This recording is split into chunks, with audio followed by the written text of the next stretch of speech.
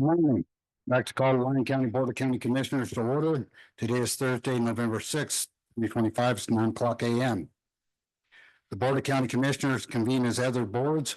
Members of the Board of County Commissioners also serve as the Liquor Board, Central Lyon Vector Control District Board, Mason Valley Mosquito Abatement District Board, Walker River Weed Control District Board, Willow Creek General Improvement District Board, the Silver Springs General Improvement District Board, and during this meeting may convene as any of those boards as indicated on this or separately posted agenda. Note this meeting may break between 11:30 and 1:30 for lunch. All commissioners are present and in chambers. The invocation will be given by Mitch Forrester of New Hope Bible Fellowship, followed by the Pledge of Allegiance. Commissioner Kessler, will you do that? Sure. Let's pray together. Our Father in heaven, we approach your throne as the Almighty God, the creator of heavens and earth, and the one that has all wisdom and knowledge. And we petition you today for this meeting that you would guide us with your wisdom, with your knowledge, with your truth and your justice. We pray that everyone that speaks today will do so in full clarity of mind and peace in their hearts. We do pray for the unity of this county, that we will, with one mind and one accord, seek you for what is good for this county and for the ones that will grow up in the future. We pray that they can enjoy the same privileges and blessings that we have had from you. So we thank you, Lord, that you hear our prayer and that you answer us. And we do pray that everything will be done according to the Constitution of our United States. So we do pray these things in the name of Jesus, your Son. Amen. Commissioner Casanelli. Please join me in the pledge of allegiance. I pledge allegiance to the flag of the United States of America, and to the republic for which it stands, one nation, under God, indivisible.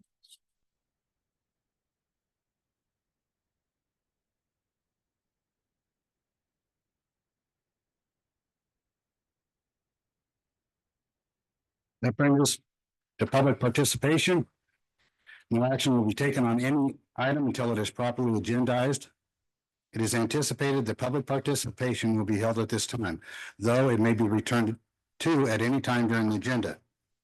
Citizens wishing to speak during public participation are asked to state their name for the record and will be limited at 3 minutes. The board will conduct public comment after discussion of each agenda item, but before the board takes any action. Do we have any public comment in the room?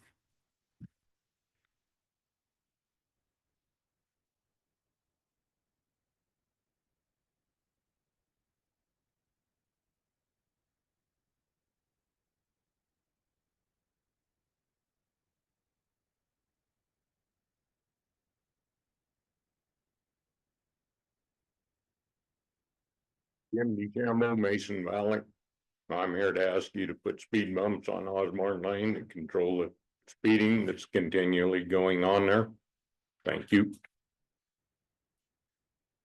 Do we have any other public comment?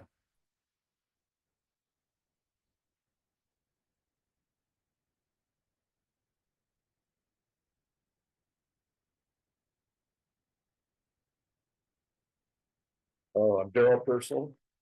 And I'm here, I'd like to give each one of you one of these so you can read it. It's Farm Bureau policy that Lyon County has created. And the reason I'm here partly is because I don't know how many people are aware we're losing 2 million acres of farmland a year to growth or whatever you want to call it. Once it's out of ag, it's gone. It never comes back once it's concrete. It just doesn't happen. So we have real concerns. The production this last year in the United States was one of the first years that it hasn't been like a 10% or whatever the gain's been. It was like negligible. It was like 0.1 something. So I'm afraid at some point we're going to have a problem with where's our food going to come from. Right now we ship a lot out of the country, but at some point, and I don't know when, that isn't going to happen. I personally don't want to buy produce from Mexico or somewhere else. You don't know what it is. America's got the safest food of anybody in the country, the cheapest, safest, or in the world. I mean, so it's very important, and our water is important too. So anyway, I don't know if I can just. How I can give this to everybody, but anyway, I'd like you to read our policy that we have. I don't know how many you need. No, I have like 8. I don't know how many you need. Anyway, that's basically it. You can read this in your leisure. It kind of gives you what our Farm Bureau policy for Lyon County is. And that's it. Thank you. Any other public comment? Seeing none in the room, do we have any online? Seeing none online. Brings us to number 5 for possible action, review and adoption of the agenda. Motion? Or comment? Move to adopt the agenda as posted. Second. We have a motion and a second. Is there any public comment? Seeing none in the room or online, bring it back for the vote. Those in favor say aye. Aye. Motion passes 5-0. That brings us to time certain, 9:00 a.m. for possible action, approve the owner Seymour Construction Agreement with Core West Incorporated, DBA Core Construction for the Dayton Government Complex with the guaranteed maximum price of $30,341,712 and authorize county manager to approve contingency change orders within the GMP. John Foley, Lyon County Comptroller, for the record, I like the first amount better, but. Yeah, probably aren't gonna get much bill for that amount. This is something that's been on the board's agenda for a number of years to get this building moving forward.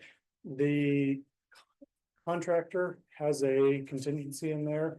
Traditionally, they have shown a history of giving back some of that to their clients, and so we're hopeful in this case that we've priced it out and designed it adequately where we'll get some of that and won't actually spend the full amount here. The same on the owner's contingency. We have approximately 5% in there for owner contingency. There will be small things that come up as we go along, some things as we're still going through the building permit process that come up that we need to make some minor changes on. But that's in there. If we don't spend it again, it's not a cost to us. And we've gone through the process. We think we've picked a very good, the board has picked a very good CMAR for this, and we recommend approval of this at this time. And I'm here to answer any questions. Do we have any questions or comments on the board? Any public comment? Anybody online? Bring it back to the board for motion. Move to approve the owner Seymour Construction Agreement with Core West Incorporated, DBA Core Construction for the Dayton Government Complex with a guaranteed maximum price GMP of $30,341,712 and authorize the county manager to approve contingency change orders within the GMP. Second. We have a motion by Commissioner Hendrick, second by Commissioner Jacobson. Those in favor say aye. Aye. Motion passes 5-0. Brings us to 6B. Time certain. Oh, wait, no, it does not. Not there yet. We'll go to number 7, Commissioner County Managers Reports. Start off with Commissioner Hockaday. Had a meeting with the Smith Valley Historical Society to discuss the Valley Grove Historic Cemetery that we are attempting to kind of restore, clean up over off of Smith Gage Road.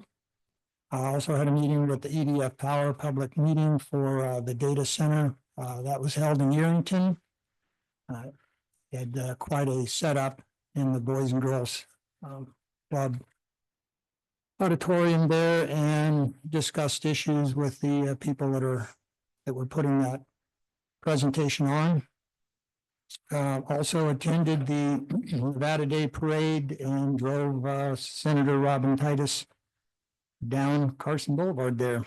So quite a crowd, probably the biggest crowd that I've ever seen. People were packed in 4 or 5 deep from Sportsman's Warehouse all the way north into Carson. It was quite an event. Had governor was in it, lieutenant governor, all met at the parking lot and pulled out and drove down the road. So it was quite an interesting day, very beautiful day, as a matter of fact. It was in the 70s. Very little wind. Luckily, it wasn't raining or snowing because my top was down. So had a meeting with the Smith Valley Park Board and discussed the possible future project for a new baseball diamond, since we're getting a little bit short of baseball diamonds in Lyon County. We try to put another one up there in Smith Valley Park in the Dresser Park area. And the Smith Valley Citizens Advisory Board meeting was canceled due to a lack of a quorum. Thank you, Commissioner Arcade. Commissioner Casanelli.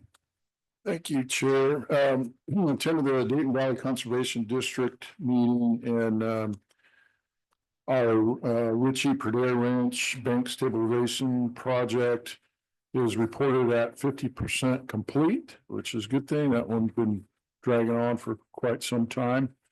Attended the Dayton Advisory Board, and probably at some point in the future, we'll have a agenda item coming forward to designate some of the county roads in Dayton as OHV friendly. So that'll be at some point in the future, but there's a lot of citizens that want to be able to go from home to trail. And so we're going to be looking at that. Attended the Mound House Advisory Board. Attended the Library Foundation Masquerade Ball. That was a good time. Attended a ribbon cutting for the new Pack and Post business in Dayton, which is a new packaging and shipping business. So always great to celebrate new businesses in the county. And the highlight of my time was I've got to thank interim utility director Sean Sinclair.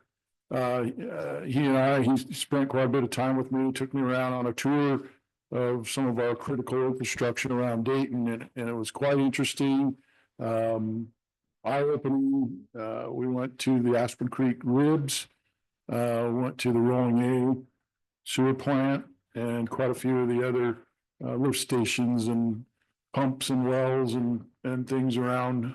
We went to the South Plant, and I really appreciate his time and expertise in showing me that infrastructure. And that's it. Thank you, Commissioner Casanelli. Commissioner Hendricks.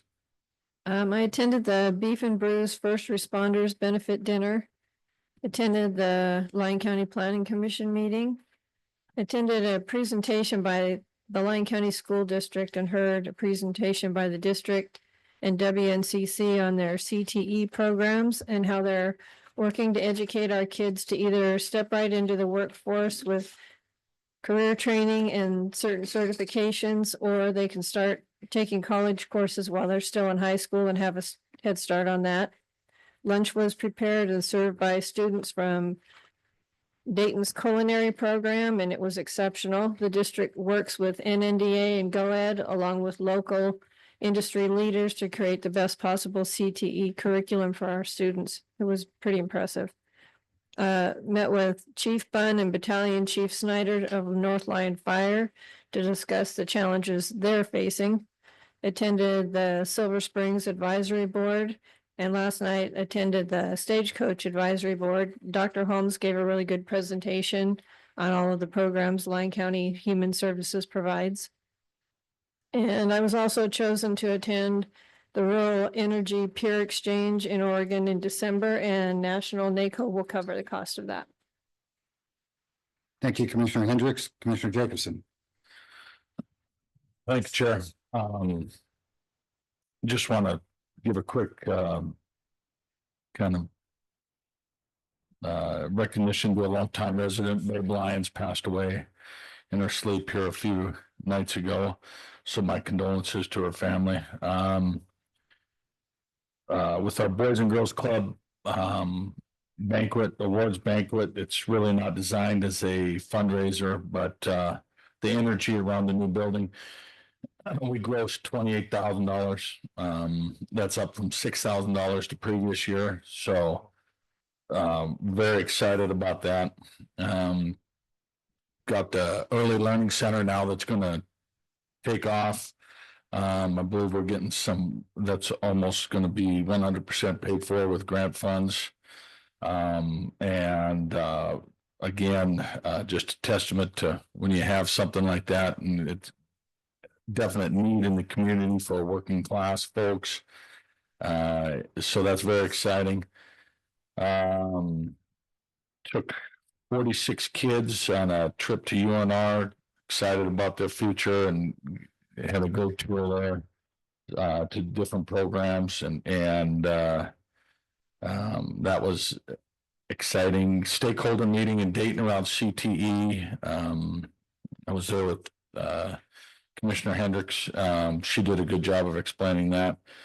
I will say that our tech schools, I think, have surpassed colleges in a lot of ways as far as getting kids what they need affordably, quickly. So my hats off again to those programs. I know Great Basin, WNC, TMCC, they do just a great job here in the state of Nevada.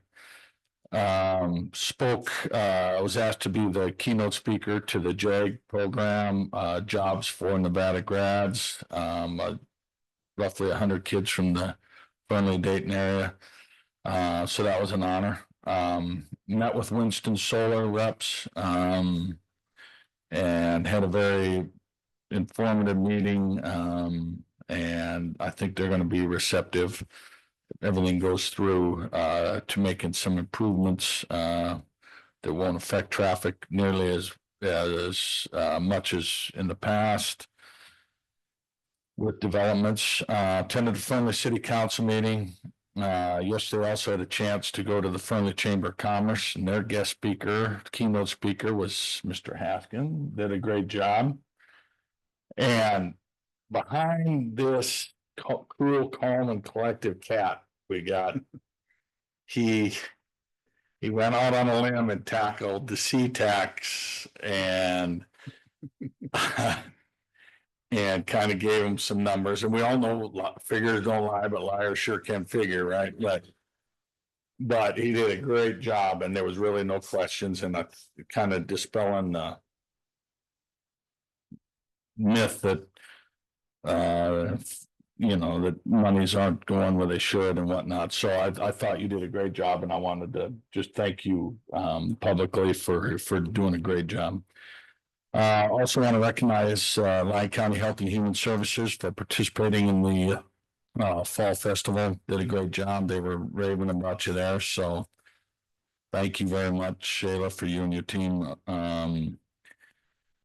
Want to congratulate the newly appointed battalion chiefs. Enjoyed sitting in on the panels one of the panels to select those 3 battalion chiefs. So I want to congratulate them. And then finally, I just want to give a shout out to our veterans and current military, and encourage all to demonstrate the appreciation, not just every day, but especially on November 11th. I know we have some veterans in here, so my hat's off to you. Thank you very much. That's all I have. Thank you, Commissioner Jacobson. I'll keep my report brief, given our busy schedule today. Since our last meeting, I've been fully immersed in ongoing communication with the governor's office, several legislators, and party chairs regarding the potential special session that we're heading toward, covering some details, coordinating, and responding to some of the developments that have been talked about. Also, I held several meetings with members of the public, department heads, to prepare for my upcoming trip to Washington, D.C. That's been kind of challenging because with the government shutdown, we don't know who we're talking to, and I'm trying to get the most out of that. We can talk to all the politicians, but we'll have to see what happens and whether or not the flights will even get bumped or not. So I also attended the Library Foundation ball, and also attended Winston Solar Project, met with North Lyon Fire, And I think I want to give congratulations to Commissioner Hendricks for getting that position to go to the academy up in Oregon. Only 25 people out of the nation got that. And so that's kind of a good thing. And it's all about solar fields and energy and stuff that we're tackling within this county. And I think that's all I have. County Manager Haskin. Good morning, Andrew Haskin, Lyon County Manager. It's been a very busy few weeks. A lot of meetings, a lot of different things going on. Road Director Holman and I met with Endow and State Lands regarding the Miller and Niazi realignment. We're having a little bit of a challenge there, and we're trying to work that out with Endow. On that alignment, we need an easement from them, and so we're continuing to work through that process, and hopefully we can make some progress on that. You'll remember we got some grant funding to redo that corner. And so we're still looking to plow ahead with that. Just got to get that easement. Had a meeting with NDEP, just an update meeting regarding the Dayton effluent situation. Just to kind of give them an update on where we're at. We did have a conversation about intent to serves and new intent to serves, and just kind of what NDEP's expectations were on that. I thought it was a really positive meeting, so more to come on that. I've had tons of meetings on the North Lyon Power GID, which we'll be hearing a presentation later on today about, and that's been keeping me pretty busy. Commissioner Jacobson, thank you. Spoke yesterday at the Friendly Chamber of Commerce, and definitely, gave them a little snapshot about where we're at as a county, and talked about C-tax a little bit. And we've done a little bit of an analysis on that to kind of put some numbers out there, and so it was, I thought, pretty well received. So anyway, thank you. Just want to remind everybody that the groundbreaking for the Charles J. Kirk Government Complex is next Thursday, November 11th at 12:30 in Dayton. Hopefully we have a good turnout for that now. But that's very, very exciting. 13th, 13th, that's what I said. you said 11th. I'm November 13th. I'm sorry. I was looking at 11/13 on my my paper. And then just wanted to wish everyone all the veterans out there a happy Veterans Day. Next Tuesday, the county offices will be closed. Normally that would be our day for the planning commission meeting, but that has been moved to Monday. So we'll be there in the planning commission at 9 o'clock on Monday morning. Happy to answer any questions. I did have one thing. You talked about that going with Endow. There's two things I got. Okay. One, our standard procedure, just so everybody knows, is that we talk to the groups that we're going to have to require easements. Right. And then we don't apply for the easements until we secure the funding. Correct. And that's why we're in this little loop right here. And we did get over 2 million, I think. Correct. Yeah. So it was 2.2 million for the project. We did have that conversation with Endow a couple of years ago. Their position is kind of that the stop signs have solved the problem, but our position was that was always meant as a temporary solution. And so we're still trying to get somewhere with that. The corner, the improvements there will also fix a drainage problem that we have, which is pretty significant there at that corner. So we're still working through that process. And another thing that was brought up, and I don't know how to bring it, I didn't have my notes in front of me. Talking to NDOT, the communications we have with that, and I don't know if we have to get some kind of guidance from here, but how will we deal with other counties that are possibly putting up roadblocks for us? Mm-hmm. That we have that dialogue with them and through NDOT. And the reason why I'm saying that is because the hill going down into Dayton, they're talking about putting a subdivision off to the right there. Okay. And talking about putting a stoplight there. Mm-hmm. On the middle of that hill. Yes. So I don't think that's a good idea, me personally. And so I wanted to see how we're gonna have that dialogue with them. Okay. With that, both the city and NDOT. Okay. Because maybe they can do some easements and get it down off that hill. Sure. That's all I had. All right. Thank you. Commissioner Keller. Commissioner Hockaday.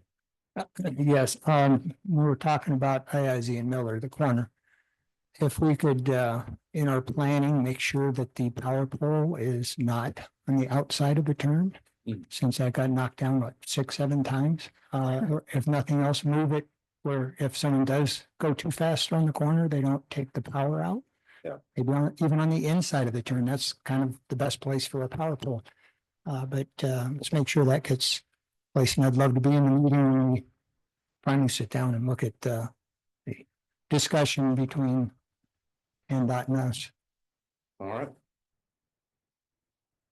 Any other comments for the county manager? Thank you. We can go to our time certain now. Go back to 6B. Time certain at 9:15 a.m. for presentation only. A presentation by Kim Fleming with Waste Management of Nevada Incorporated regarding the current status, recent milestones, and implementation plan for the Silver Springs Transfer Station. Kim.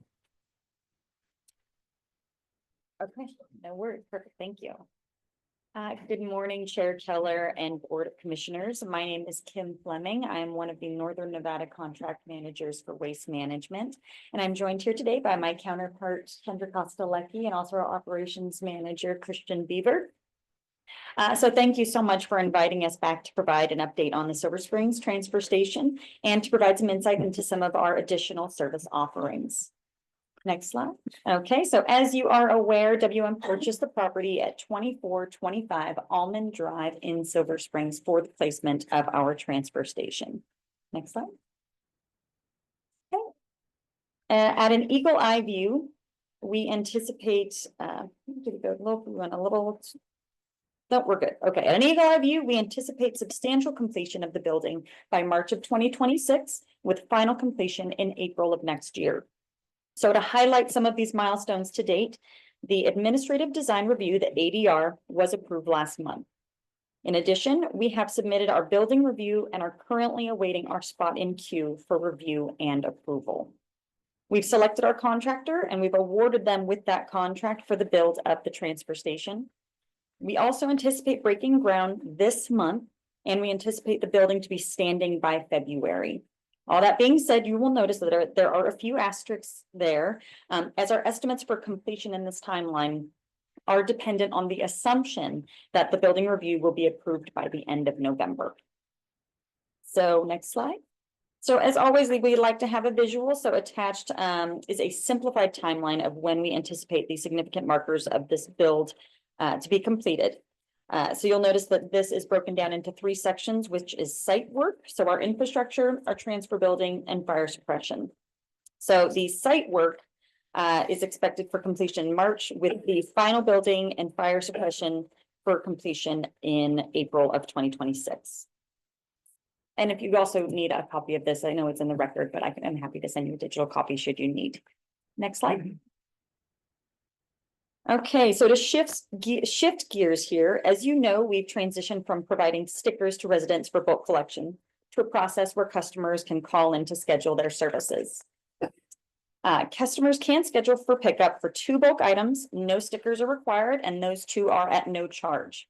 If the customer has more than 2 items or are in need of additional services throughout the year, they can still schedule those pickups at the standard charge. And we believe this change, the change in this process has been successful, and that we've noticed a reduction in issues, missing stickers, et cetera, to this program. And with that being said, year to date, we've collected 566 bulk items through the call-in scheduling system. So that includes furniture, appliances, mattresses, tires, and additional bag material. And so we're very pleased with the strong level of community engagement in the program with this change.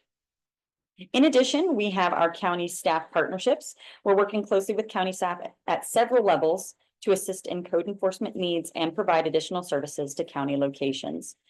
For example, we connect with Joseph Sanchez when cleanup efforts are needed when residents are experiencing code enforcement violations. And then when Heidi Bohard and Judge Smith with building and grounds need additional locks or need help with securing bins, this team is always here and available to step up when needed. Next slide. We often receive questions on the best way to contact WM. Lyon County customers with questions about their accounts or residents who need to start an account can reach us several ways. They can reach us in person, by phone, via email at lyoncounty@wm.com, through our website at www.wm.com, or the My WM app, which can be downloaded for Apple or Android phones. Next slide. So on a fun note, WM was excited to continue engaging with the community through this year's trunk or treat events. We enjoyed participating at the Dayton Library and Fernley celebrations, and we hope that everyone had a fun and safe holiday. And we were also at the Nevada Day Parade. We were fortunate enough to have our 1941 antique trash truck in the parade. And you nailed it. It was a perfect day for that, so we really enjoyed it. Next slide. So thank you again for to allow WM the opportunity to provide excellent service to the residents and businesses of Lyon County, and our team is happy to answer any questions that you may have. Thank you. Do we have any questions? Commissioner Jacobson? Ms. Fleming, I just want to recognize that you're at chamber meeting, city council here today, and these updates are always appreciated. So thank you. And it looks like full steam ahead. So. Commissioner Hendricks? Yeah, I just wanted to ask if you'd be willing to give this presentation at the Silver Springs Advisory Board and the Stagecoach Advisory Board so that the actual residents right there actually know what's going on. Would love to. If we can Okay. connect on those Thank dates, you. I'd be pleased. Yeah, thank you. Any other questions?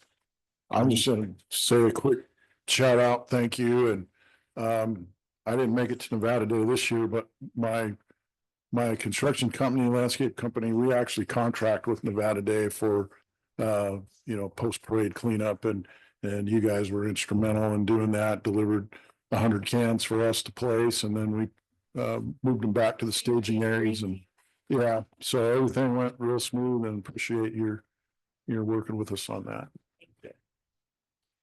I have a question. It might be for the county manager. Do we have a link to their website for those times and contact information that we can just link to them? Because we are the contract, we hold the contract. I'll have to look into that, but that's certainly something that we can do. Thank you. That's all I had. Is there this presentation only? Thank you very much.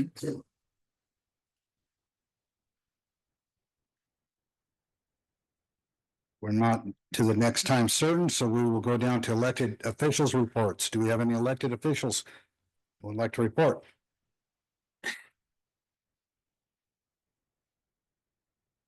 Do we have any appointed official reports? Good morning, Dr. Shayla Holmes, Director, Lyon County Human Services. For the record, last time I was here, I shared with you guys some concerns regarding potential impacts to WIC and SNAP from the government shutdown. While the shutdown continues, I am excited to share that yesterday we received word that the state has funded WIC fully through November 30th, and partial SNAP benefits were issued yesterday. So while it's not the full benefit package that our SNAP participants typically receive, they are receiving some benefits. And the Food Bank of Northern Nevada, who distributes to our local food pantries, has received an influx of additional funding. So our residents are currently food secure. That's it. Questions or comments? Thank you. Thank you. Any other elected appointed officials reports? Mr. Foley? Josh Foley, Lyon County Comptroller for the record. First of all, I want to update you to let you know that the audit report may be late this year, not through any action on our side, but the federal programs to audit the federal money that we receive have not been released, and we're not sure when that's going to happen. So it's a possibility we have to extend that. The work is, we put together the financial report. I sent a copy off to the auditor, so he's finishing up his audit work, but there's that piece that still has to be done. We are watching the federal grants. Shayla talked to you about the ones she's going through. We're doing fairly well, other than we're concerned on the human services side for the most part as we go forward, but we'll let you know if there are any issues. We do have a bit of fund balance there, so that can help us weather some instability for some time. In addition to that, I am pleased to report that we have a new HR director on staff. He started 2 days ago, and his name is Ben Evans, and he's right here, so I'll let him say hello. Morning, name is Ben Evans, started on Tuesday. thrilled to be here. Coming from rural Northern California, master's degree in human resources management and an MBA from SHRM SBC certified and certified through SHRM for workplace investigations. So I'm thrilled to just partner with all of you, work together and get some good work done. Any questions or comments? Yeah.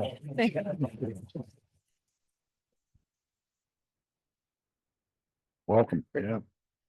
Thank you. Do we have any other appointed officials reports?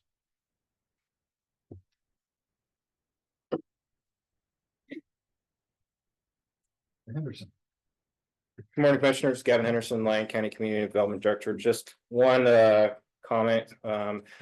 We, as the Community Development Department, put out a general community survey regarding the water resource plan. So I just wanted to let the board and the public know that that's available.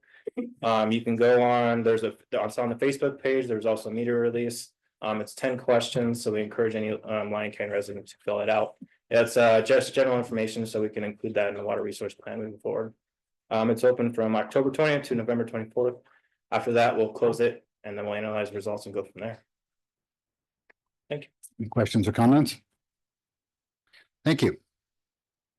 We're still on appointed officials reports. Saying nobody in the room and nobody online. Move on to advisory board reports. Do we have any advisory board reports?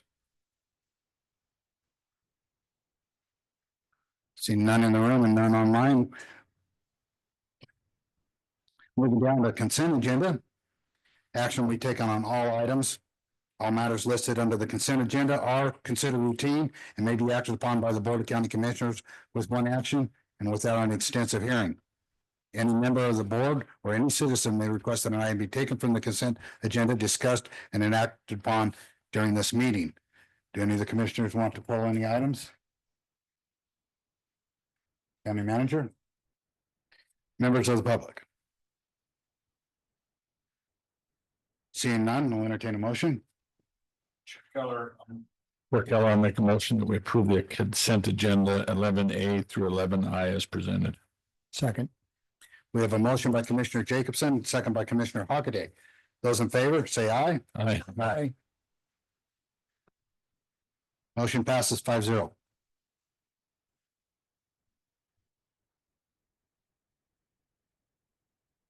Brings us back to the regular agenda. Number 12, Sheriff. 12A for possible action, accept a grant from the Nevada Department of Public Safety, Office of Criminal Justice Assistance, Edward Byrne Memorial Justice Assistant Grant Program in the amount of $49,923 for the ALPR equipped mobile enforcement platform for crime suppression and investigation support project. That just rolls off the tongue. Yeah. Lyon County Sheriff Brett Poe, for the record, that specific trailer is one of the radar trailers that we've been talking about that will collect data and allow us to put that in certain areas to validate complaints and be able to track traffic complaints and actually see, Dayton Valley Road, 6 o'clock. Yes, there are 200 speeders doing 80 miles an hour and allow us to place deputies in our traffic enforcement team appropriately. So. Any questions or comments from the board? I got one question. Yes, sir. Those trailers, do you get information off those trailers, like amount of times that people speed and all that? So it doesn't track the specific car. Right. So it'll say 5:01 PM, car came by 65 miles an hour, 5:02 PM, timestamp. So you can see the time of when that duration is. Okay, do we have any comment from the public? Seeing none in the room, any online? Seeing none online, we'll bring it back for a motion. I'll move to accept the grant from the Nevada Department of Public Safety, Office of Criminal Justice Assistance, Edward Byrne Memorial Justice Assistance Grant Program in the amount of $49,923 for the ALPR equipped mobile enforcement platform for crime suppression and investigative support project. Second. Before you vote, may I get permission to sign that grant, or would that go to you, Mr. Keller? I don't know. Who's, never get in the way of a vote, but. Yeah, I think the board can give permission to the chair to sign it. So is that part of your motion? For my motion, let the sheriff sign the grant. Second still stand? Yes. We have a motion by Commissioner Hockaday, second by Commissioner Hendricks. Those in favor say aye. Aye. Motion passed 5-0. Thank you. You can sign your life away.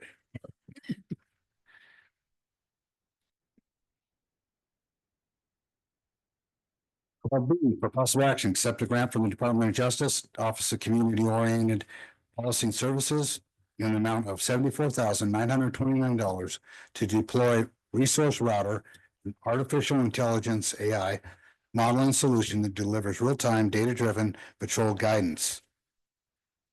Sheriff Pope. Sheriff Pope for the record again. This program will run in conjunction with our report management system. It'll pull data. The patrol deputy will log on to that. When they start their shift, they can set the parameters, but it'll show the last 5, 10, 15 calls for service in their area. We're really looking forward to using it in areas like Fernley and Dayton. They'll be the most help. Show burglaries, domestic violence calls, etc. But also allow the watch commander to select certain areas that the deputies have to enter during their patrol shift. Example of that would be the school zones. The school zones will be highlighted. Deputy has to check into those areas and perform traffic enforcement in the school zones, for example. If they don't do that, ask the deputy why they weren't in their assigned patrol area at the assigned time, etc. That'll go high burglary areas like the commercial district at Mound House, some of the commercial property here, things of that sort. So it's a very good tool. Should offer a lot more understandable statistics and data that we can make decisions on. So. Any comments, questions? My question would be on this, if we were gonna have the sheriff sign it, is there a $50,000 limit on grants? It seems $50,000 seems to be a triggering in my head that anything over 50,000 requires a commission. Andrew Haskin, Lyon County Manager. So the 50,000 is my limit on a contract, typically unless the board approves higher. But the board has to accept grants, and that's what this vote is for. So we can allow them to sign again? I got one. Commissioner Casanelli. Just one question. This one has fiscal impact after the first 2 years, and do we have any estimate on what that potentially would be? So the contract, when I present the actual contract, enter with this company will have no fiscal impact if we decide not to after 2 years. If we decide not to continue with the program, then there's zero cost to us. If we do decide to continue, it's roughly $28,000 a year. So we're gonna run it for 2 years based on this grant, see if it is an important tool. And if we decide to continue with it, that'll be the approximate cost. Yeah, okay. Thank you. Well, I'm really pushing AI. I think it's a tool that we need to do. This is a closed system for you, right? Yes. And nobody else gets that information. It's not on the internet, right? Unless we release. Okay.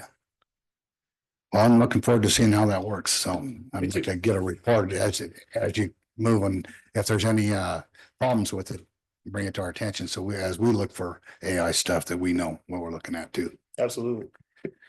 Okay, any more comment from the board? Uh-oh. I do have one point of clarification, and that this is for the grant, not the contract. So the contract, because it is over 50,000, will have to come back. Okay. Any public comment? Seeing none in the room, none online. I'll make a motion to accept a grant from the Department of Justice, Office of Community Oriented Policing Services in the amount of $74,929 to deploy Resource Router and an artificial intelligence modeling solution that delivers real-time data-driven patrol guidance. Second. Have to sign. I think he just said he can't sign, right? It's got to come back to us. I'm sorry, to clarify, he could sign the grant if the board authorizes it, it's not the contract. Right, and then, and also, to allow Sheriff Pope to sign. Second stands. We have a motion by Commissioner Jacobson, second by Commissioner Hockaday. Those in favor say aye. Aye. Aye. Motion passes 5-0. And we'll stay on the sheriff's stuff before we go to our time certain so we can finish up with that. 12C for possible action, accept a grant from the Department of Justice Office of Community Oriented Policy and Services in the amount of $62,400 to implement a comprehensive officer mental health and wellness initiative that aligns with the goals of the fiscal year 25 Law Enforcement Mental Health and Wellness Act program. Sheriff Pope. County Sheriff Brad Pope for the record again. State gave us an unfunded mandate that every one of our sworn officers sit with a licensed clinical social worker for at least 1 hour every fiscal year. And so Commander Miller went out and sought grant funding to pay for that, so it didn't come out of the our budget. And this is what this grant funding covers. Schedule rate for the social workers, $150 an hour. And we will get every one of our deputies in to see them for their required hour, whether they like it or not. So one of the questions, are you a dog or a cat person? Cat for the record, Brad. Ouch. Not allowed to have a cat. Any other comment from the board? Any public comment? See none in the room, none. Whoop. Mr. You Fuller. were sneaking right behind him. I was Josh Fuller, Lyon County Comptroller for the record. You caught us a little off guard with asking for the sheriff to sign the grants on the past ones, which isn't a huge issue, except for administratively to make sure that the clerk treasurer is able to capture all of the documents for public records. It is beneficial for the board to actually have those and sign them and go through the proper process that way. I'm not saying the sheriff won't give it to us when he gets it signed, but sometimes there are tendencies for those to fall through the gaps if the board doesn't formally sign those as we go forward. So I would leave the two the way they are, but as a general rule, if we could avoid that, that would be beneficial. Thank you. Thank you. I'm sorry. Okay. Back to public comment real quick. Seeing none and none online. Now bring it back to the board for a motion.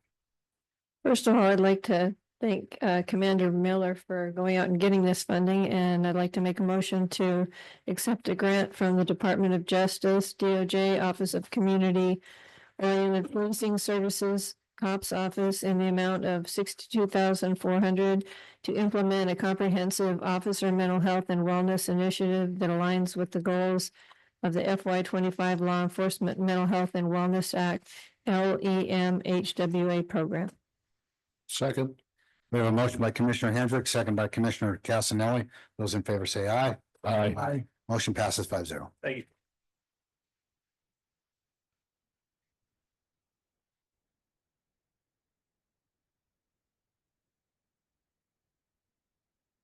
Bring it back to time certain.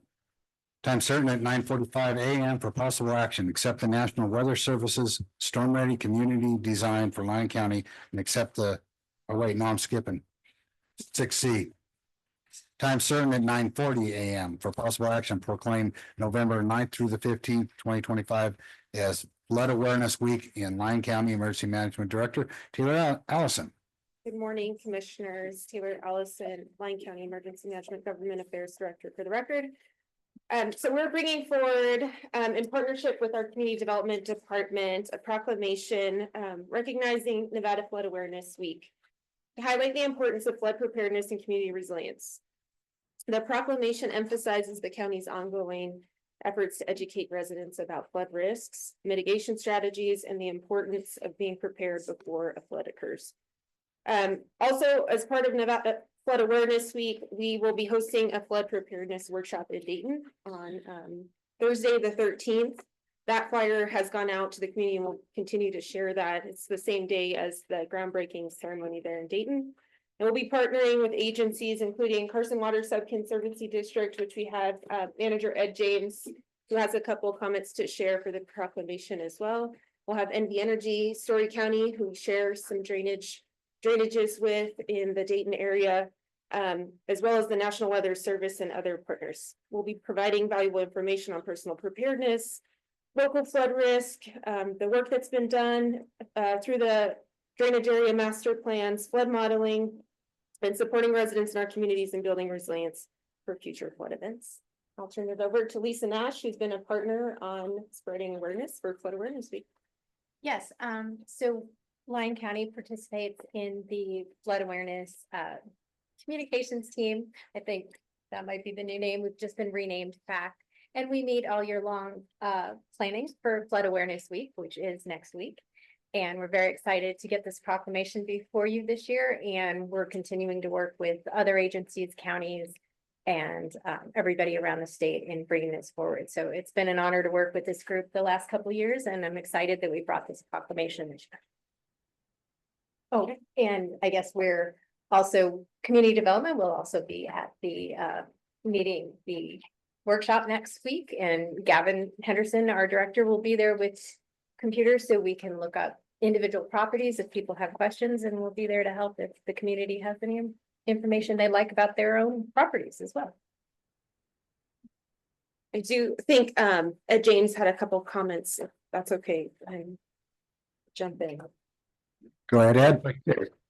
Thank you. If I could, for the record, Ed James, General Manager for the Carson Water Subconservancy District. And as you probably already aware, it seems like Lyon County experiences several floods every year. You've already had a couple in the Dayton area this last couple months. CWSD is supportive of your staff works and efforts to protect your community and try to reduce the flood risk in the Lyon County areas.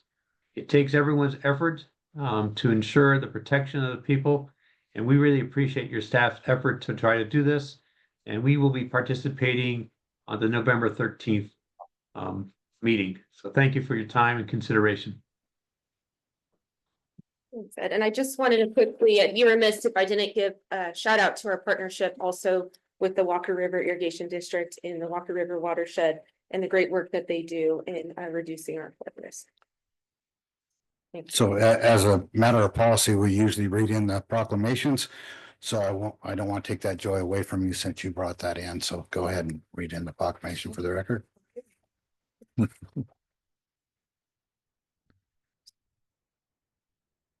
A proclamation of the Lyon County Board of County Commissioners recognizing November 9th through the 15th, 2025 as Flood Awareness Week. Whereas flooding is one of the most common and costly natural disasters in the United States and in the state of Nevada, causing significant risk to lives, property, infrastructure, and local economies. And whereas Lyon County is home to multiple rivers, streams, and waterways and is uniquely vulnerable to flooding due to seasonal weather patterns, snow melt, and storm events. And whereas past floods, including the significant flood events in 1997, 2017, and 2023 have caused widespread damage in Lyon County, demonstrating the need for preparedness, awareness, and resilience. And whereas the Nevada Division of Water Resources, Nevada Floodplain Management Association, and the Nevada Silver Jackets, in partnership with local governments, have designated November 9th through the 15th, 2025 as Nevada Flood Awareness Week to educate communities about flood risk, preparedness, and mitigation. And whereas Lyon County residents, businesses, and community organizations play a vital role in reducing flood risk by staying informed, preparing emergency kits and plans, purchasing flood insurance, and supporting resilient infrastructure. And whereas raising awareness of flood risks and encouraging proactive steps can help protect lives and properties, reduce disaster recovery costs, and strengthen community resilience. Proclaimed by the Lyon County Board of County Commissioners that November 9th through the 15th, 2025 is Flood Awareness Week in Lyon County, Nevada, in recognition of the importance of flood preparedness, education, and community resilience, and encourages all residents to learn more about their flood risks, take steps to be prepared, and participate in activities recognizing Nevada Flood Awareness Week. Thank you. Do we have any questions or comments from the board? Commissioner Keller. I'm learning. That was nice. Do we have any public comment? Seeing none online, we'll bring it back to the board. Move to proclaim November 9th through 15th, 2025 as Flood Awareness Week in Lyon County. Second. We have a motion by Commissioner Hendricks, second by Commissioner Casanelli. Those in favor say aye. Aye. Aye. Motion passes 5-0. Brings us to 6D at 9:40, time certain at 9:45 a.m. for possible action. Accept the National Weather Service Storm Ready Community designation for Lyon County and accept the presentation of a Storm Ready Community sign to be placed to be displayed outside of the Lyon County Emergency Management Office, requested by Don Johnson, National Weather Service. Good morning, Taylor Allison, again, for the record, Emergency Management Director. So since joining this office in January 2023, we've been working closely with the National Weather Service. And if you ever get a chance to visit their office, on the wall, they have all their weather ready nation ambassadors, as well as their storm ready communities proudly displayed. And the first time we visited, Lyon County was not on that wall. And it was very important that we worked with the Weather Service to achieve the designation, including improving our emergency public information and warning systems for weather-related events. So I'll turn it over to Dawn. I just wanted to share that little hindsight that we now will be on the wall with all the other communities. So, Thank you, Taylor. So thanks for the introduction and thank you guys for having me today. I am Dawn Johnson. I'm the warning coordination meteorologist with the National Weather Service out in Reno. In this role, I am basically the chief liaison between our office, our public safety partners, media, public education, community leaders. I have been in the agency coming up on 22 years now, but only in this role for the last 2.5 years. What's kind of been fun for me is that Taylor and actually the whole set of Quad County EMs really all kind of came on board at the same time I did in our new positions. And when Taylor took on the role as the Lyon County EM during this very highly impactful winter of 22-23, she had to deal with quite a few challenges right off the bat.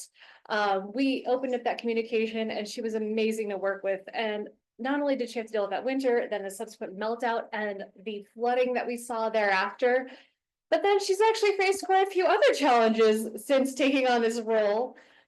We had, of course, the multi-year, the well failure that is still ongoing, right? The flash flooding that has occurred throughout this county and the earthquake, but sorry, I have nothing to do with that one. She has been just a shining example of preparedness in action. She's gonna constantly is messaging the community and giving out the weather information ahead of storms, proactive safety information, and really showing tremendous leadership to make sure that the county is ready for all these events.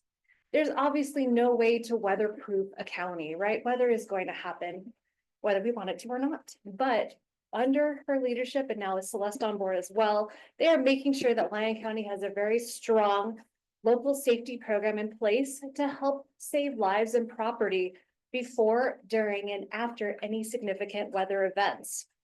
To become a storm-ready community, you need to know the risk of severe weather. So that means that we have really good established communication protocols in place between Lyon County and our office at the Weather Service in Reno. They have to establish a 24-hour warning point or emergency operations center as well. There needs to be a formal hazardous weather plan. We've worked on mitigation plans together and promote public readiness for these events. Bottom line is it comes down to personal responsibility. And Lyon County has embraced all of these principles. We all know that we live in a region where we have a lot of very nice days, right? But it also breeds complacency and the public tends to forget about these events. In addition, we've had a lot of new businesses and people moving into the region since some of our last major events. And even for those who lived through the big events, memories fade. Unless you were really personally affected by it, these things fade out of sight and out of mind. So we continue to look forward towards this fruitful partnership with Lyon County to help residents and businesses be prepared for those infrequent but extreme weather events. And so with that, if I can have Taylor and Celeste come on up here. I'd like to present you both and the county with our storm ready sign for display. I also have a lovely letter here. This is now valid for a 4-year period, and we also have a certificate as well for you.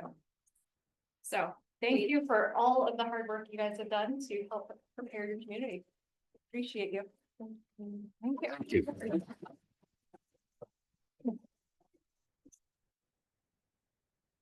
And go ahead and get a picture so you can put it on the page. I was like, we'll put it on our stuff too. Like, you're welcome. Which way would you like to go? Yes. Oh, let us take the action and then we will. So is there any comment or questions from the board? Any public comment? Good work, Taylor, and your crew. Any public comment? Seeing none, bring it back to this board for a motion. I'll move to accept the National Weather Service Storm Ready Community designation for Lyon County and accept the presentation of a Storm Ready Community sign to be displayed outside the Lyon County Emergency Management Office. Do I have a second? Second. Motion by Commissioner Casanelli, second by Commissioner Hendricks. Those in favor say aye. Aye. Motion passes 5-0. Now we'll get a picture.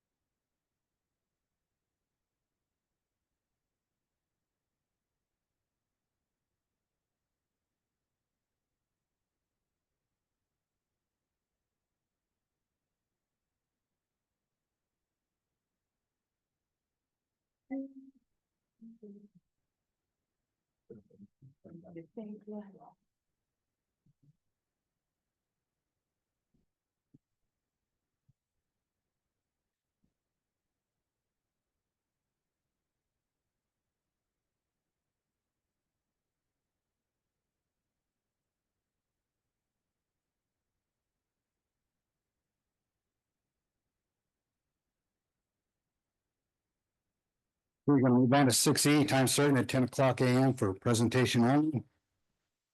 A point and pay demo of new online banking and return check services. Point and pay representative, Mark Ruiz. Good morning, everybody.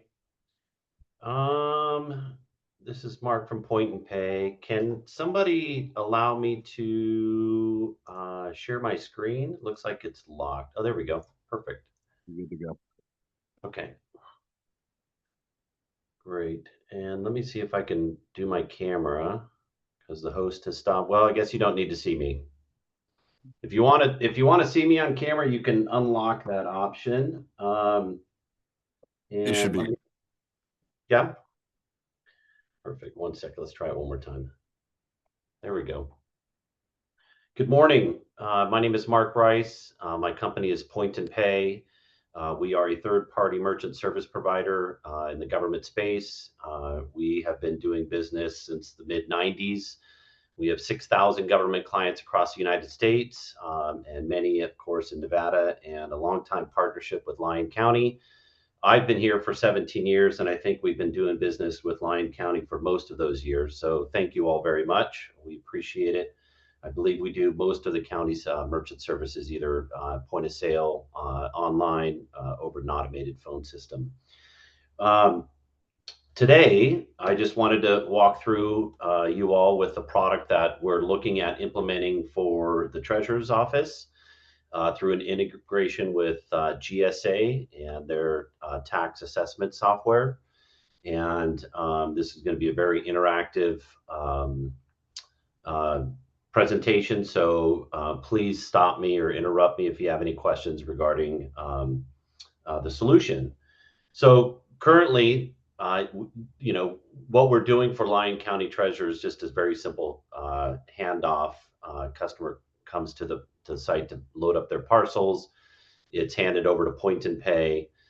They pick a payment method and check out. And what we're going to be offering and working on, which I think we've already started with GSA, is a more in-depth product that will allow your constituents to create a dashboard, schedule auto payments, for their deadlines, create SMS notifications, see their payment history, see their statement history, go paperless, and a lot more things that we offer. So I just wanted to show you some of the other agencies, and we have about 600 clients currently using this bill pay product. This is mobile dynamic. It is ADA compliant. It is very customizable. It has Google Translate. It has the ability to do a one-time payment, or like I said, create a dashboard. This is Boise. This is Maricopa County, which is Phoenix, Colorado Springs, El Paso, Portland, Oregon, Columbus, Ohio, state of New Mexico Child Support, Bernalillo County, and if you're lucky enough to have property in Maui, you can register and pay your property tax through us as well in Maui. So and that's just a very, very small handful of folks that we are doing business with out west that are using the bill pay product. So I know I have an hour. I don't think I'm going to need to take all of it, but I did want to walk you all through the product, and it's what we're going to be rolling out for Lyon County. So the integration that we discussed with Greg is going to be the customer is going to go through the GSA software portal to load up all their parcels, or parcel to make a property tax. And then GSA is going to hand that off to Point and Pay to check out. So we're not going to start with us. We're going to check out with us, and then we're going to give the customer the ability to create a dashboard, and then I'll show you what that is going to look like. So this is basically where GSA is going to hand Point and Pay the cart. Let me go to checkout here real quick.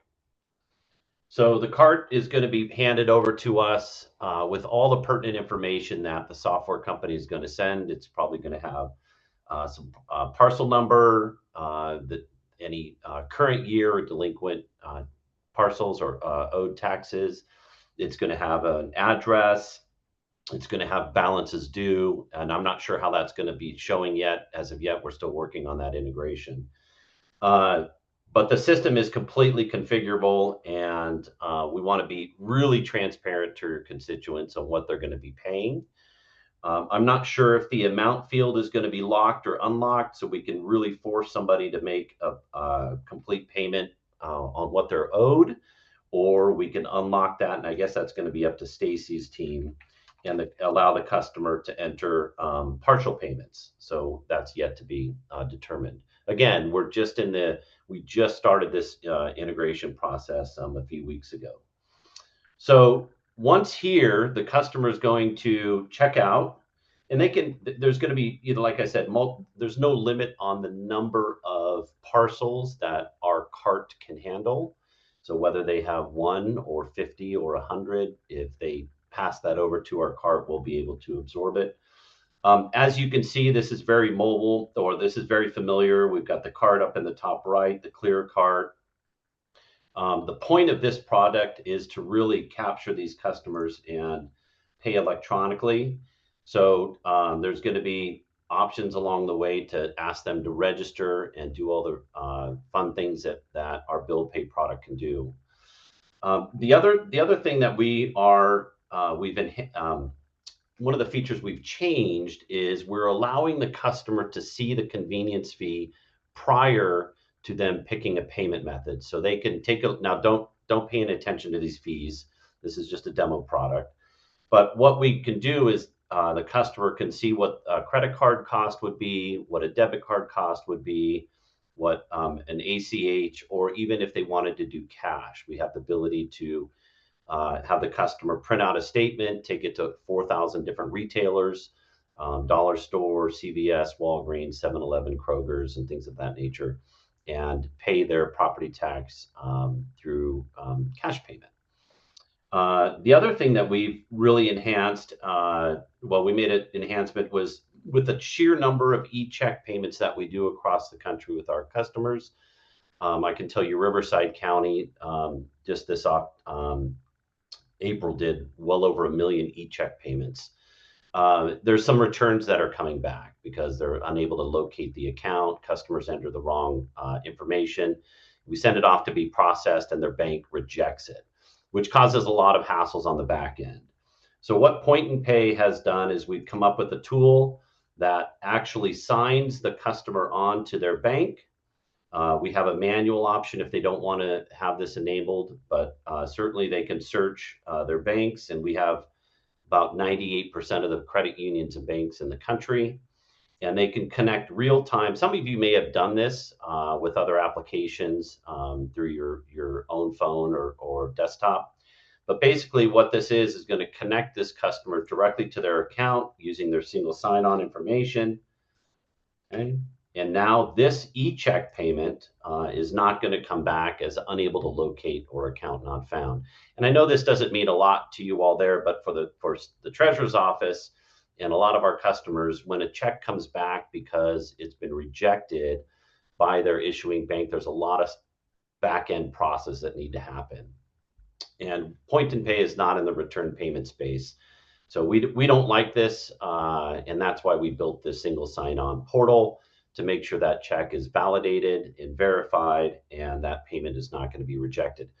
At the time of the transaction, we validate the funds in the account. So we will see if this individual has the funds at the time of this payment to the treasurer's office. However, we don't hold those funds like we do on a credit card. So that customer can go and spend their money at the casino or wherever it might be.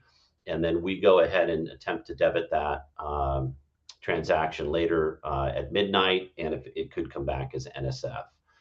But for the most part, what we've seen at Gwinnett County, which is Atlanta, Cuyahoga County, Multnomah County, that their ACH returns have been reduced to far below 1%.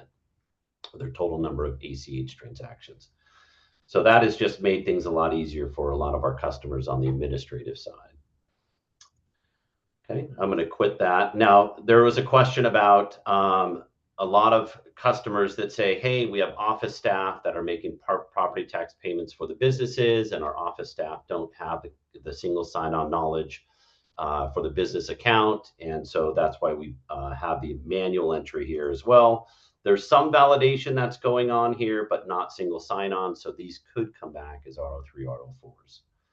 And we do have the ability to disable that or enable that. Okay. Point and Pay is also launching the Google Pay, Apple Pay products. We'll have PayPal, Venmo. We just signed the contract with PayPal, where they're a pain in the butt, to be honest. But they're very expensive, but we should have those functionality, those wallets available early next year. And then we just partnered with a company to have cryptocurrency as well. So that'll be an option probably in the next couple of years down the road. If somebody wants to use one of their Bitcoins, they'll be able to pay their property taxes through Point and Pay using cryptocurrency. Not yet, but we're getting close. I think we're working on state of South Dakota right now. Okay, any questions as of yet? Okay, so let's go ahead and just make a one-time payment. We have a question from Commissioner Casanelli. Yes. Yeah, Mark, thanks for the presentation.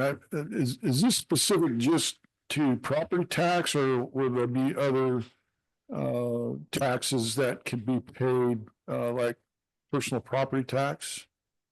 Yeah, this can be done for, this product can be utilized for multiple payment types, right? So the treasurer in Maui County collects water and sewer as well as property. You know, so it's the product is not limited to one payment type. I was going to show you Kittitas, but it really depends on our customers and what they're collecting for. But we're not limited on what we can collect for using this portal. So this is a small county in central Washington state that does property tax, irrigation, water, and TV assessments. Believe it or not, I'm not sure what that's there for, but it is. So to answer your question, we can collect whatever the county is wanting us to collect for. We just have the integration to do so. Perfect. Thank you. You bet. And I'll just repeat that. So the bill pay product is as robust as the data that we can get. If we're able to tie into GSA and present all this information, and they have that available through the API, which we're working on, then we're really not limited to what we can share with your constituents who's making a tax payment through the treasurer's office. A lot of our customers are very limited in terms of what they can provide us on a file. And so that's, we're again, as limited as our customers' data that they allow us to have. Okay, so I'm going to review my order. Again, this is a non-logged in payment or quick payment through GSA, handoff to point and pay. Customer's going to pick their payment method and check out. We also have the ability to do a scheduled future dated payment. So if your constituents know that they've got the money now and they want to go in and pay, but they don't want it to go pay until the deadline, they can do a scheduled future dated payment by clicking this box, selecting a date, and then we store that payment information, and then we'll hit that payment method that they've selected on that due date for that balance, okay? And we're getting balances through a real-time API with the software system. So again, we're not in the, we're the presenter of data. So we have an API with the software or any software system, and then we'll pull that information out at the time of that transaction. I agree to the terms and conditions. This is one I love. We don't, no more checking of the crosswalks or the bicyclists or the pedestrians or the street lights. Point and Pay has reCAPTCHA built in, so we can capture those bot payments and those fraudulent payments as well. And I'm just going to submit the transaction. So this is just, again, a very straightforward payment. The customer is going to get an email notification real time. And then once they've finished paying, we can redirect them back to the animal shelter to make a donation, or back to the treasurer's site, or wherever you want us to send them to. Again, the system will identify the payer's email, and if they haven't created an account, we'll say, hey, save time and paper, let's get you registered. If it doesn't recognize it, we'll take them right to the registration page. Hey, great new tool, why don't you get registered and go paperless and do all the fun things that the tool can offer. So any questions on just a really quick one-time payment before I go into the dashboard? Okay. So we're going to work with Stacy and her team, and we're going to do a marketing campaign because, again, Point and Pay, we love payments. That's where we make our revenue. So we're going to work with her on some social media stuff. We've got QR codes. Our Jackie loves to make these fun QR codes. And we'll do statement flyers if we need to, or inserts, because really what we want customers to do is to create a dashboard and pull their parcels into their dashboard and manage their dashboard, their parcels within their dashboard. Once they have a dashboard, they can do all sorts of fun things. They can enable SMS notifications. So yes, send me a notification when my bill is due. Yes, send me a notification when it's payment successful or declined, or when I've scheduled auto payment. Definitely let me know when my payments, credit card's going to expire, and so forth. We even have text to pay. So text to pay is where they don't necessarily want to create an auto pay, but they just want to be notified when their property tax is due, and they've created a wallet in their dashboard. And then what we will do is send them a text to say, here's you have a payment that's due. Here's the amount. Do you want to pay Y, or N for no? And basically all they do is reply to the text with the Y. That tells us to hit their payment method for the amount. And then the next text they receive is a confirmation number of that. So we built this for utilities and courts, and we've rolled this into property taxes as well. A lot of customers are really enjoying this SMS notification. The other thing that they can do, which saves a lot of money on the county side, is go paperless. And I can't remember if your statutes allow paperless yet, but this is saving your treasurer's office I don't know what the number is, anywhere between 70 cents and maybe $1.10 on envelopes and statements and print cost and postage. So customers can come into their dashboard, select confirm, we'll work with you on terms and conditions. And basically now this taxpayer is going to receive their notices electronically through Point and Pay's product. Okay.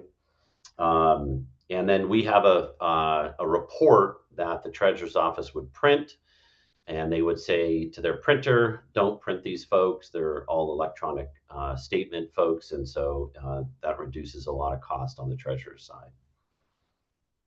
And the other thing that they could do in here is turn on auto pay. Let's use a different one. That one already has an auto pay enabled. So again, you're seeing everything that this product does. So some of the auto pay functionality won't apply, but we are going to be getting due dates from GSA and the software system, and customers can come in and select pay their total due. You can see that the next due date is going to be on March 1st. This date is very outdated. I apologize, but again, it's demo. And the customer sets this up, and then they hit save, and away they go. So Nevada, you have 4 installments, I believe. And so basically, the customer is just going to get notified 2 days prior to their deadline that they've enabled auto pay, and then we'll hit their saved payment method and get a notification, either email or SMS. And then we just keep rolling that auto pay throughout the year on those due dates. So they pretty much can set it and forget it. And we're getting updated balances through the software real time. So there's no hiccups in any of that data. It also has the ability to do like a payment plan or installment payments or things of that nature. A lot of my courts use this for folks that are on payment plans, or there's a balance that's owed and they're ordered to pay this balance in a number of different methods or over a course of a year. So the system can split these transactions up, and then we'll take their payments, the next 5 payments equally, or 6 or 10 or 12 or whatever it might be. So that is the auto pay or recurring payment, which is a great feature. Our treasurer tax collectors love it. Their constituents love it because they can just come in, create a wallet, and set it and forget it, which is really nice, and get their statement electronically. The other thing in their dashboard is they can make payments through here. So maybe they want to start here versus going through the software. They can come in, we can present due dates, balances, of course. And what you're not seeing is bills. And so let's go to El Paso. So we can present statements electronically. This is a bill presentment portal. Let's go and load up Larson. So this is Colorado Springs.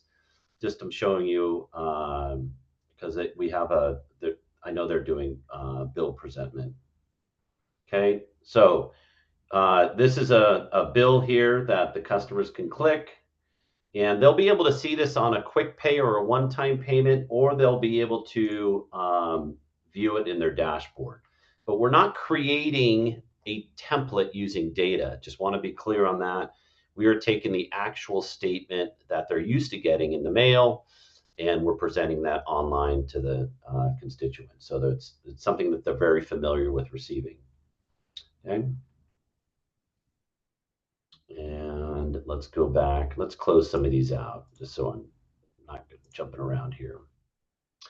Okay, and the other thing is I can load up many parcels within my dashboard. I might sell my mom's because she's moved in with me, so I could remove this from the dashboard, and it's confirmed. And then maybe I bought another property, and I can easily search that. And let's do property 8, and I can add this parcel into my dashboard very quickly. And there's no limit of items that can be added to the dashboard. So a lot of property managers may have, 50 to 70 parcels in their dashboard. And, residents may have 1 or 2, just depends. Okay, the other thing that they can see in the dashboard is the payment history. So any payments made through Point and Pay, will show in the payment history for as long as Lyon County is using the product. It'll show failed payments or declined payments, the payment methods, and it'll also show the history of the statements. So we can go back, or the constituent can go back a number of years and look at their property and see what they paid 5 years ago, 10 years ago, and so forth and so on. So we'll store all their electronic statements here in their dashboard. And then the account settings is just that. They can go ahead and create a nickname for their account. They can update their password information. This is just a quick overview. Here's their payment method, so I can add new payment methods, e-checks, debit cards, whatever, Google Pay, Apple Pay.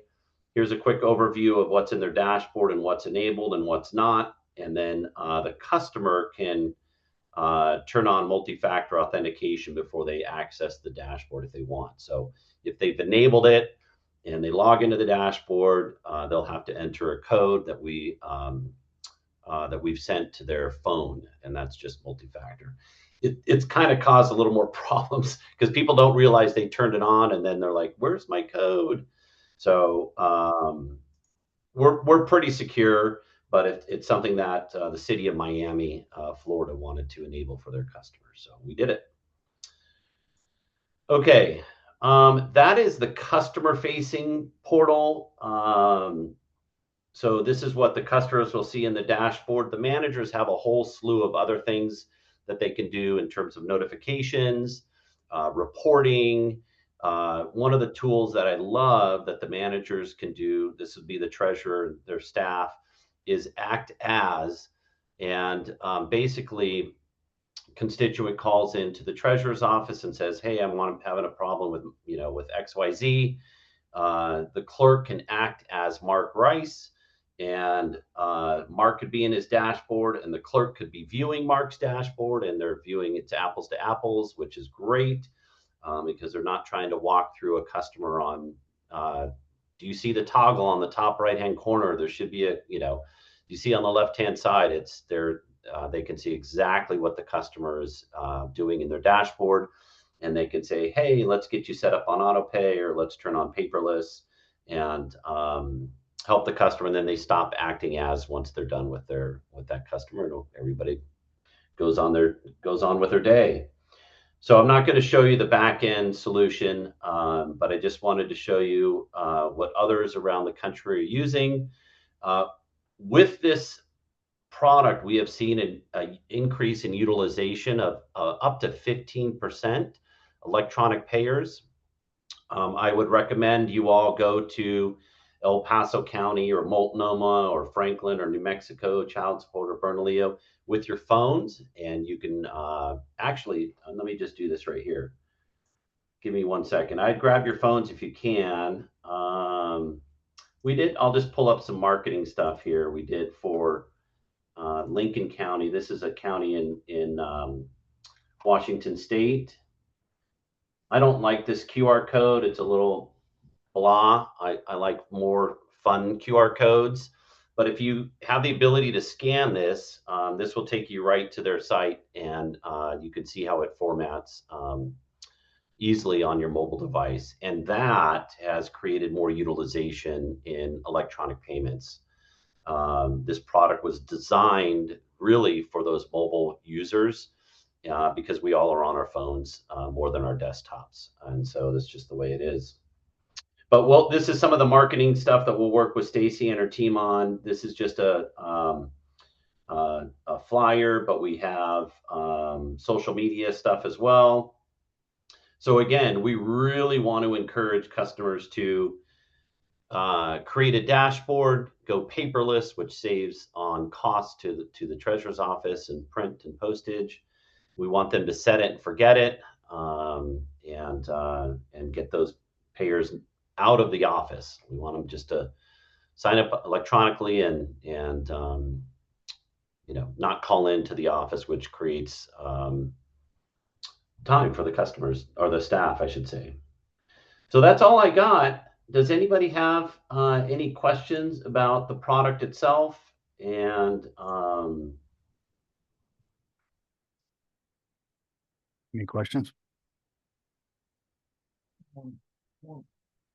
Commissioner Casanelli? One more question, Casanelli, for the record. So you mentioned that it is expandable to utilities. What if our utilities are a separate enterprise? Is it a completely separate setup and setup fee and et cetera? Yeah, so the product can do utility billing. So this is West University Place. It's a suburb of Houston. And it's the same concept. Now, utilities are a closed search versus a property tax or open search. So we do usually 2 unique identifiers, which the customer would have to do. And that's all customizable by the utility department. Here's actually that's staging, but this is just south of SeaTac, Highline Water. But yeah, we could create one landing page for the utility department. We can create one landing page for the treasurers, or if you want them to land on one page altogether. Actually, I don't think that's going to work because I think the integration we have with GSA won't allow it. So what we would do is just create a new portal for your utility folks. And they would come here, enter some unique identifier, add to the cart and check out. And they can also create a dashboard, do recurring payments, all the same things that I just shared with you. Yeah, this is trash for Ada County, which is Boise. We do their utility bills. So same kind of concept. Yeah. This is even Maricopa County. This is their justice courts. This is Phoenix. They have 39 courts around the county. And so we did an API with them. Customers can come set up a payment plan, or they can search for their citations. Again, everything that you see here is all customizable. So a lot of communication to your constituents. The product is very flexible in that manner. Let's see what else I have you. I think I showed you New Mexico child support payments. So we work with the state of New Mexico. So in terms of compliant and security and safe, what's the word I'm trying to think of? Secure. Yeah, we're very secure. Obviously, this information is very sensitive data. So. Thank you. We have a comment from our comptroller, Mr. Foley. Josh Foley, Lyon County Comptroller, for the record, to address Commissioner Casanelli's question. Currently, we are using point and pay pretty much throughout the county for those online payments, but they're being done through the individual software. So someone can go in today into the software for Dayton Utilities, make their payments online, schedule recurring payments, and all of that through the existing software. Right. To implement a dashboard that's outside of that system, we would have to build a separate data stream back and forth, like Stacy is planning on doing with the property tax side. It does have some benefits by doing it, like we talked about, the paperless statements and those type of things, but a lot of those are inherent in the individual softwares we use existing, and taking payments currently through point and pay through that software through a different interface. So it's just a matter of what's the preferred method for the department to have that set up. If this offers enough bells and whistles to make it worth it, to do another integration, or if the existing one serves the customers and just find the way they are. I know I've heard some rumblings about the Dayton Utilities online payment difficulties and whatnot, so I'm just curious. Yeah, that's one thing I was just gonna mention, is that we do collect. Your name for the record. Stacy Lindbergh, Lyon County Clerk Treasurer. He said it very well, so that's what I was going to say, is we currently, and those payments are through point and pay now. This is our current provider for all of those.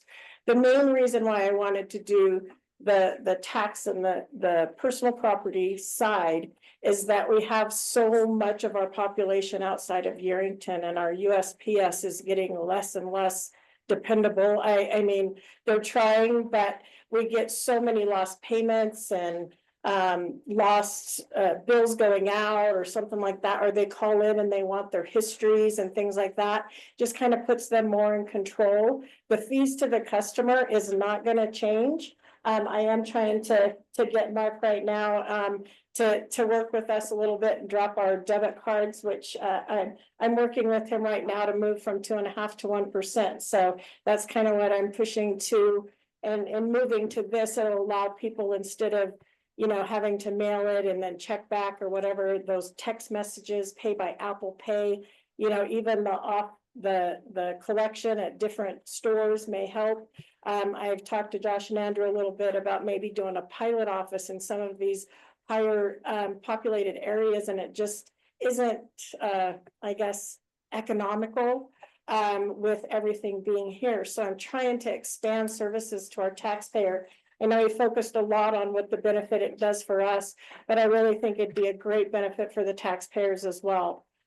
Just for the reasons he stated, the mail, the cost, and where our major populations are in Dayton and Fernley. We have to provide some more services for them instead of driving here, basically, or depending on USPS. So I really liked that integration for that purpose. And it is not costing us anything except a one-time fee for integration into GSA, because they have not integrated any counties yet. It was a flat time. I believe it was $1,000, Mark. That's correct. I do have in my budget, and it will also, the marketing and stuff is done through you, correct? It is. So I'm just working with him and overseeing that part, but I really think the people and the taxpayers are really going to enjoy the service. Commissioner Hockaday. Yeah, business license, will that be incorporated into the point and pay system? No, we are currently working with, because our business license is currently done through a different program as well. And it's never been integrated, but we are currently, it's also in the process of integrating with GSA. So those payments, the business license portal has the option to pay online, which we don't have that option now other than on the phone. So the integration with GSA and the business license will be done first. And then we can look at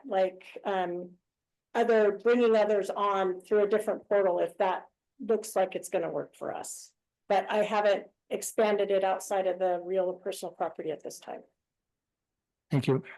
Any other questions or comments from the board? Thank you very much. Thank you. That item was presentation only. So the next item is going to be 13 public hearing and planning. But I'm going to go ahead and take a 10-minute recess and then come back to that item. Thank you, everybody. Porter County Commission. Bring back the Porter County Commissioners back to order. It's 10:37 now. 13, public hearing on planning items for possible action. Approve the request from CMH Homes Incorporated for a zoning map amendment to change the designation from the Title 10 District of M1 General Industrial District to the Title 15 District of LIS Light Industrial Suburban on a 2.13 acre parcel located at 10020 East Highway 50 in Mount House, APN 1681-2 and PLZ 2025-56. Senior Planner, Louis Carriola. Thank you, Mr. Chair. Good morning, Commissioners. Louis Carriola. Subject parcel is located in Mount House, north of Highway 50. We can see in the vicinity map there on the left, the proximity to the Carson City border. The image on the right is from the county's GIS and shows some of the residential development south of Highway 50. And then through the next slides, we'll see development to the north. This is a zoom in of the existing site showing Linehan Road on the western side, Highway 50 on the south. And the site is the location of the Clayton Homes sales office and display site. The site's also approximately 2.13 acres. These photos were provided by the applicant. There's a few more within the staff report, and I'm sure we're all familiar with driving by this property.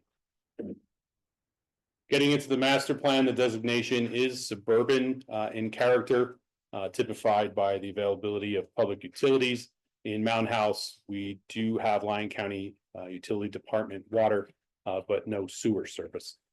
The master plan designation is employment. As previously mentioned, we can see in the south side of the highway that suburban residential designation, the highway serves as a boundary between residential development and in this case, industrial and commercial development to the north. The existing zoning is displayed here, the applicable zoning being heavy industrial suburban. The next slide will show the proposed zoning. I did include the purpose statements from Title 15 or Development Code for both of these zoning districts, just to sort of highlight the difference that's being proposed here, since they are both industrial districts.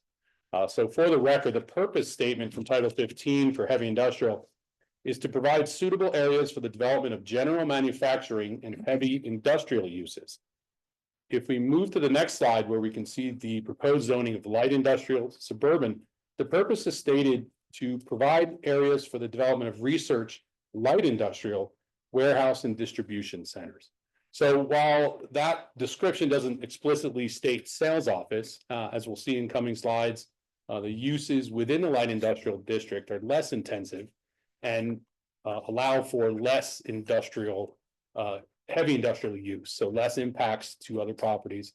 And recognizing the location of this site along Highway 50, these lighter industrial uses are probably more appropriate. This image is from table 15320-4, again from our development code. It shows the allowable uses in both the light industrial suburban and heavy industrial suburban zoning districts. You will note with that red circle there that the use of RV sales and service, I'm sorry, manufactured home RV sales and service, but manufactured home in this case is the applicable one, is not permitted in the heavy industrial suburban district, but is permitted in the light industrial district. So Clayton Homes has expressed their plan to construct a brand new office on the facility. At this point, the existing use we recognize as being legally existing but non-conforming, meaning that just to replace their office, they would have to get a conditional use permit. As you know, of course, that would be moving through multiple public hearings for replacement of an existing site that has no known code enforcement issues, that is a benefit to the community in its current location. So staff has been in support of this proposed change so that then, as we see, the manufactured home sales lot would be permitted and could move into building permit review with just a staff level review of the excuse me, of the new development. Included in the staff report, partly in response to the chair's request on some of our zone changes, we are now including lists of the allowed uses for the zoning districts. This is a little bit of an alteration to that in the sense that there's an abbreviated list here shown at the bottom of uses that would be permitted in the heavy industrial district, but are not permitted in the light industrial district. So this again calls into relief the contrast between what would be allowed with the existing zoning and not allowed moving forward. So we can see hazardous material storage and processing would require a conditional use permit, but a salvage yard and wood treatment would still be permitted on this site per the zoning without a conditional use permit, but would not be permitted with the proposed zoning. And that again does seem appropriate for this stretch of highway within Mount House. The findings for zoning map amendments are found in chapter 15.220-0.05, and staff was able to make those findings. This with a summary from those findings. We did note that the proposed zoning is consistent with the master plan designation of employment. Highway 50, of course, provides adequate access for emergency service response. Lyon County Utility District provides water service. And future development may require that administrative design review process, and of course, building permits to replace the new office. The Planning Commission did hear this item at their regularly scheduled meeting of October 14, 2025, and unanimously recommended approval of the zone change to the Board of County Commissioners. That concludes my presentations. I am, of course, available for questions, and the applicant's representative, Frank Bouchard, is here if you had questions for him. Thank you. Any questions or comments from the board? Does the applicant have anything that they want to? How many questions? Okay, I'll go to public comment. Any public comment? Chair Keller, I'll make a motion based on the aforementioned findings. I move that Lyon County Board of County Commissioners approve the request from CHM Homes Incorporated for a zoning map amendment to amend the zoning designation from the Title 10 District of M1 General Industrial District to the Title 15 District of LIS Light Industrial Suburban on a 2.13 acre parcel in Lime House located north of US Highway 50 at 10020 Highway 50 East, APN 016-081-02 PLZ 2025-056. Do I have a second? Second. We have a motion by Commissioner Jacobson, second by Commissioner Hockaday. Those in favor say aye. Aye. Aye. Motion passes 5-0. Moving on to 14. Facilities for possible action, award a contract to the lowest responsible and responsive bidder, Cirrus Systems Reno Incorporated, in the amount of $68,892 to replace the Yerington Senior Center heating, ventilation, and air conditioning system, and to be paid from the State and Community Energy Programs U.S. Department of Energy grant. Mr. Olmsted. Yeah, this is a DOT grant, which with majority of help from Shayla Holmes, we got the grant. And since then, the nightmare, and I told her, Shayla, if your girls can help me on this, I'm gonna have to turn the money back over because reporting is unreal. And so Aaron Lopez and Brianna Baker have been busy helping. Aaron now is kind of taking that part over. And we were able to finally get some bids because they have to pay Davis Bacon on all these federal things. And so we'd like to award this bid and get the project going finally after about 1.5 years. Do you have any questions or comments from the board? Other than nice job on writing the grant. Nice. Good. So congrats and thank you to whoever helped out. Right there. Thank you, Shayla. I'm too old to learn all those new rules. Is the Davis Bacon, is Davis Bacon applicable under 100,000? On this grant, it's anything over $2,000, believe it or not. Really? Yes. So I had a really hard time getting contracts even bid on it. Yeah, sure. Okay, do we have any public comment? Seeing none, come back for a motion. I move to award a contract to the lowest responsible and responsive bidder, Cirrus Systems Reno Incorporated, in the amount of $68,892 to replace the Yerington Senior Center heating, ventilation, and air conditioning system, and to be paid from the State and Community Energy Program U.S. Department of Energy grant. Second. We have a motion by Commissioner Hendricks, second by Commissioner Jacobson. Those in favor say aye. Aye. Aye. Motion passes 5-0. 15A on utilities, 15. 15A for possible action, approve amendment number 1 to task order 116, Rolling A wastewater treatment facility, phase 4 expansion project. Construction administration with Dow, previously Far West Engineering, in an amount not to exceed $297,600 to extend additional construction administration and engineering services required to complete the project. The cost will be funded from the Dayton Sewer Fund. Mr. Sinclair. Morning, Sean Sinclair, Lyon County Utilities Interim Director. So basically, when this project started, it was estimated to have a 20 months to final completion. We're currently, right now, it'll be 29 months with completion still scheduled for March.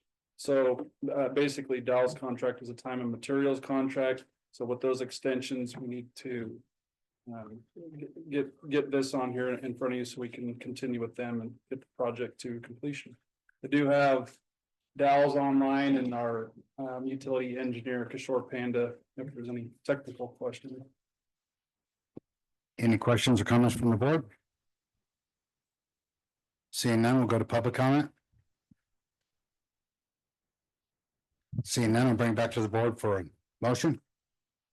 Make a motion to approve amendment number 1 to task order 116, Rolling A wastewater treatment facility, phase 4 expansion project construction administration with Dow in the amount not to exceed $297,600 to extend additional construction administration and engineering services required to complete the project. This cost will be funded by the Dayton Sewer Fund. And thank you, Mr. Sinclair. Second. Motion by Commissioner Jacobson, second by Commissioner Hockaday. Those in favor say aye. Aye. Motion passes 5-0. I did have a question on that, and just maybe the county manager can tell me, why do we have to keep putting formerly known as on the agenda? Is that because we entered the contract at one time? Andrew Haskin, Lyon County Manager. Yeah, so this is a contract that's been out there for a while, so it was still, it got transferred over to Dow when they made that switch, but. Thank you. That's what it's on. I was just curious.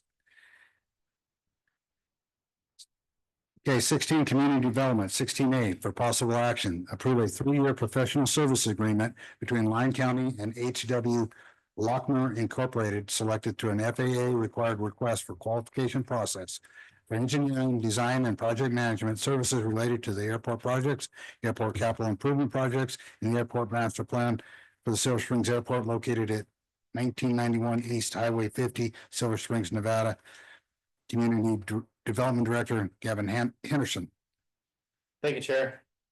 Gavin Henderson, Lyon County Community Development Director for the record. So the following professional services agreement with HW Lochner Incorporated is put forth today for approval by the board. The contract agreement encompasses the scope of services, consultant responsibilities, compensation terms, performance standards, insurance requirements, and other related general provisions. The agreement specifies the following: that HW Lochner will provide engineering design, permitting assistance, construction report support, coordination, and stakeholder engagement, as well as grant procurement services for the Silver Springs Airport.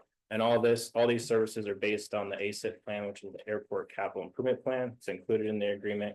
And basically their contractual responsibilities are outlined in those plan and service items. So these services are primarily funded through FAA grants with a 5% local match from Lyon County related to those projects. The county budgets each fiscal year for the estimated local match in accordance with the projects outlined again in the airport capital improvement plan. So the firm was selected through a formal RFP process, and the board approved the recommendation to select HW Lochner. Since that time, Lyon County has been working with the district attorney's office and their legal counsel to formalize this agreement in front of you today. So with that, staff is seeking approval today to formalize this agreement and retain the proper consulting services to carry out the airport capital improvement plan, which is attached to the agreement as exhibit. There's also the insurance requirements included there as exhibit B. And with that, I'll be happy to answer any questions the board may have. Any questions from the board? Seeing none, do we have any public comment? Seeing none, bring it back to the board for motion.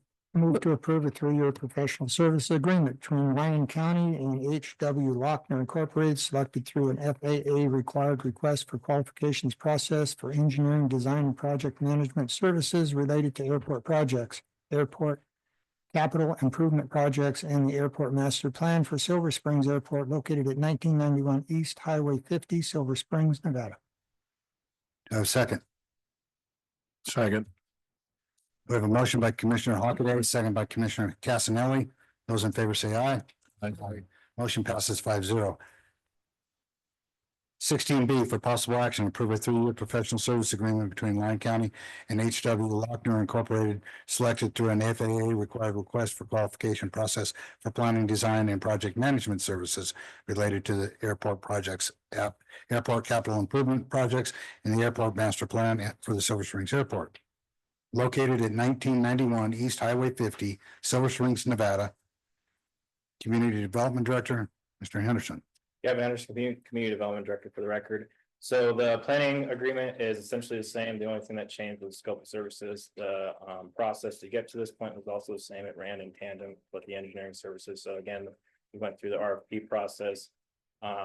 The county scored those firms that applied through the RFP process. We've provided that recommendation to the board. The board again approved Lochner as a consultant for those services. So with that being said, like the agreement is the same. The scope of services changed to include airport planning and development, environmental assessment and compliance, and again, permitting assistance, coordination, and stakeholder engagement and grant procurement services. And the funding is also the same with we pay Lochner through grants with the FAA, and then the county pays a 5% match for those services.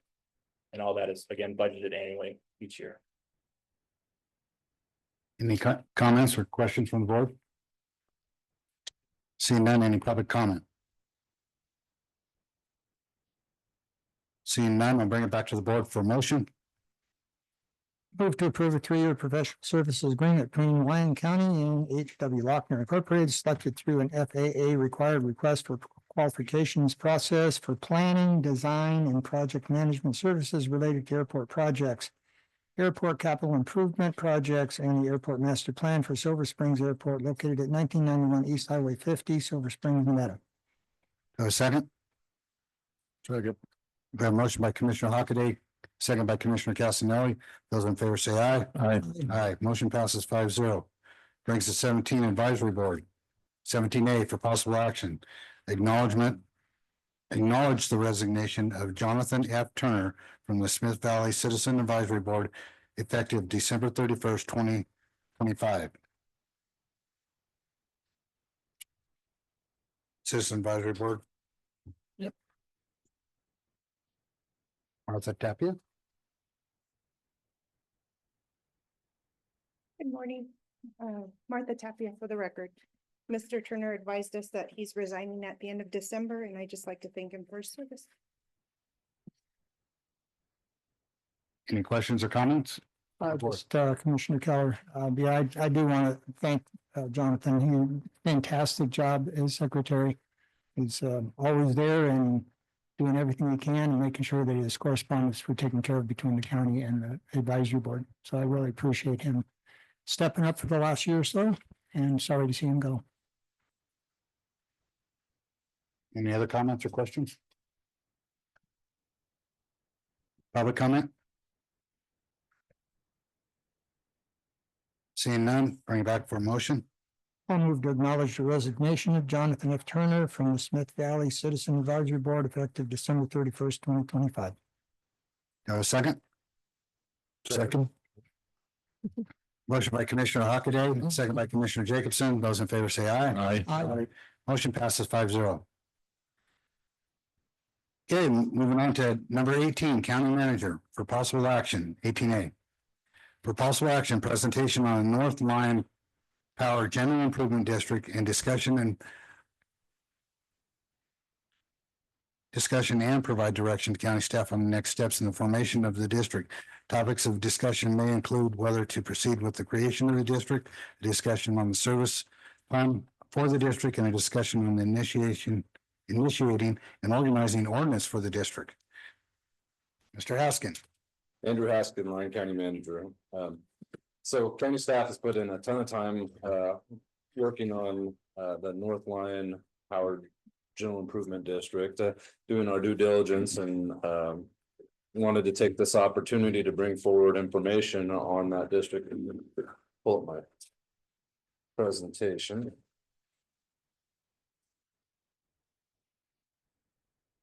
Slide, please.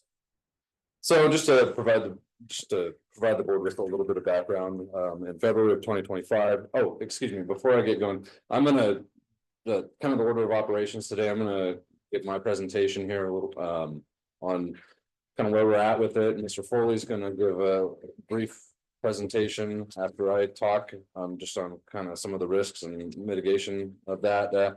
And then I know the developers here and they plan on giving a presentation, and then NV Energy I know is here as well, and as a stakeholder would like to make some comments after that. So just to jump right into it, so in February of 2025, Northern Nevada Industrial Center requested a meeting with staff to talk about the possibility of creating a GID. NNIC stated that it was unlikely that they could get power from NV Energy until 2032. NV Energy cannot provide a formal timeline without a specific application or project. And so NNIC believes that creating a GID and generating power on site could speed up the development of their industrial park. So in April of 2025, the board provided direction to the county manager to work toward the creation of a GID, including the draft ordinance and regulations, and to meet with NV Energy and the applicant to determine other opportunities or partnerships and report back to the Board of County Commissioners. On May 15th, 2025, the board approved a resolution initiating the North Lyon Power General Improvement District. And since then, the staff has been working, trying to compile our due diligence on this. We've had numerous meetings with NNIC, numerous meetings with the Public Utilities Commission of Nevada, and numerous meetings with NV Energy. So NNIC's proposal is to create a general improvement district to furnish power to Northern Nevada Industrial Center through the development of a microgrid and to attract new companies to Lyon County. The GID would serve as the regulator for the proposed microgrid in place of the Public Utilities Commission. The GID would buy power generated by a generation company located on the project and then would sell that power to end users through a take or pay power purchase agreement. The proposal is to be scalable up to 2 gigawatts using a combination of yet to be selected reciprocating engines and renewable resources.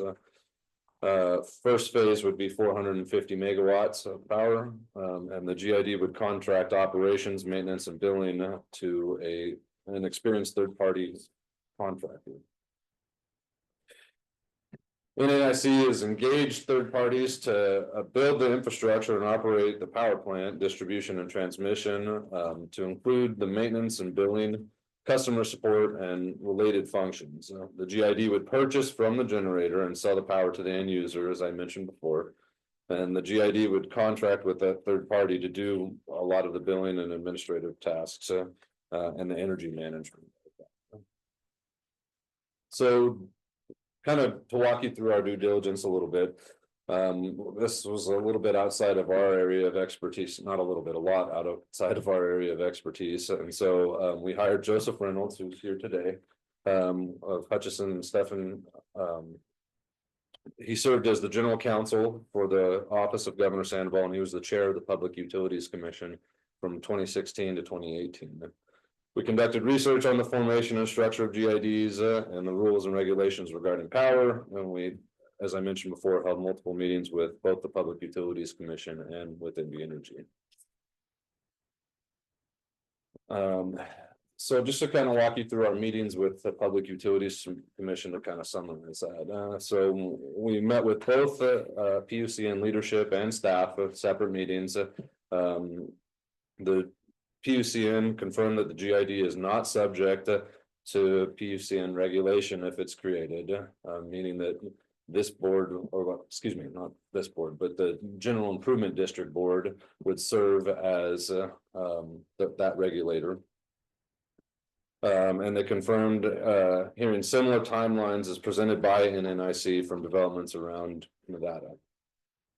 The PUCN regulates the NV Energy procurement process and timeline, thereby delaying various NV Energy improvements needed for NNIC. And PUCN will regulate the GID to ensure it's meeting the renewable energy portfolio standard. That's the only area that the PUC really gets involved with that, and excuse me, the UEPA process, which is the Utility Environmental Protection. The PUC does not take a formal position on the creation of the GID. Their role is limited to ensuring compliance with the Utility Environmental Protection Act and the integrated resource planning process that NV Energy has to go through. They do not take a position one way or another on the NNIC's proposal because it is not a public utility. The PUCN would be involved with the, as I stated before, with the renewable portfolio standards, and other regulations would fall to the Federal Energy Regulation Commission, or FERC, and the GID. So, and we've met with NV Energy, as I said multiple times, NV Energy has consistently stated that they could serve the development potentially faster than 2032. NV Energy requires a customer before they will build and reserve capacity. No customer has been provided to NV Energy. NV Energy believes that there could be an alternative framework to provide power to Northern Nevada Industrial Center. And they stated that if a developer entered into their annual process this year, that they could expect a large generator interconnect agreement by early 2027. I will point out that that is the agreement, not necessarily the construction. NV Energy has concerns related to the proposed type of generation, the longevity, the depreciation and economics of that generation. Any acquisition is subject to the integrated resource planning project. So if you remember, one of the proposals of this was that potentially NV Energy would come in and purchase this GID, the assets and infrastructure after it was established. So that acquisition would have to go through the integrated resource planning process. They can't just purchase it, just like any other resource that they purchase. So depending on a number of factors, NV Energy may choose not to purchase the GID system in the future. The other thing that NV Energy let us know is that they offered 2 different contracts to NNIC. One was a 300 megawatt service with a substation, a brand new substation, and the other was a 40 megawatt distribution link from TRI, and NNIC never moved forward with those. So. Oops. Next slide, please. So now I just want to kind of go over some of the benefits that we would see as a county by forming a GID, or potentially see, I should say. And that's, increased tax and revenue is the main one. Property taxes on the generation infrastructure, property taxes on the renewable infrastructure, and then potentially property taxes on new businesses, potentially sooner than if the project was served by NV Energy, if the time frame really were to be 2032. The other thing that we have looked into is whether or not we can require new companies that move into the GID service territory not to take state tax abatements. And that's a question that's still outstanding, as I'll talk a little bit more about. But if that's possible, that could be a revenue generator for the county as well. The other thing is the 5% utility fee on revenue from power sales by the GID. That could be received sooner if it was if the timeframes of the GID worked out to be faster than the timeframes of that NV Energy could provide power to the development. So risks to the GID and the county. Responsibility for regulating an electric utility. It's a very complicated business. There's a lot to it.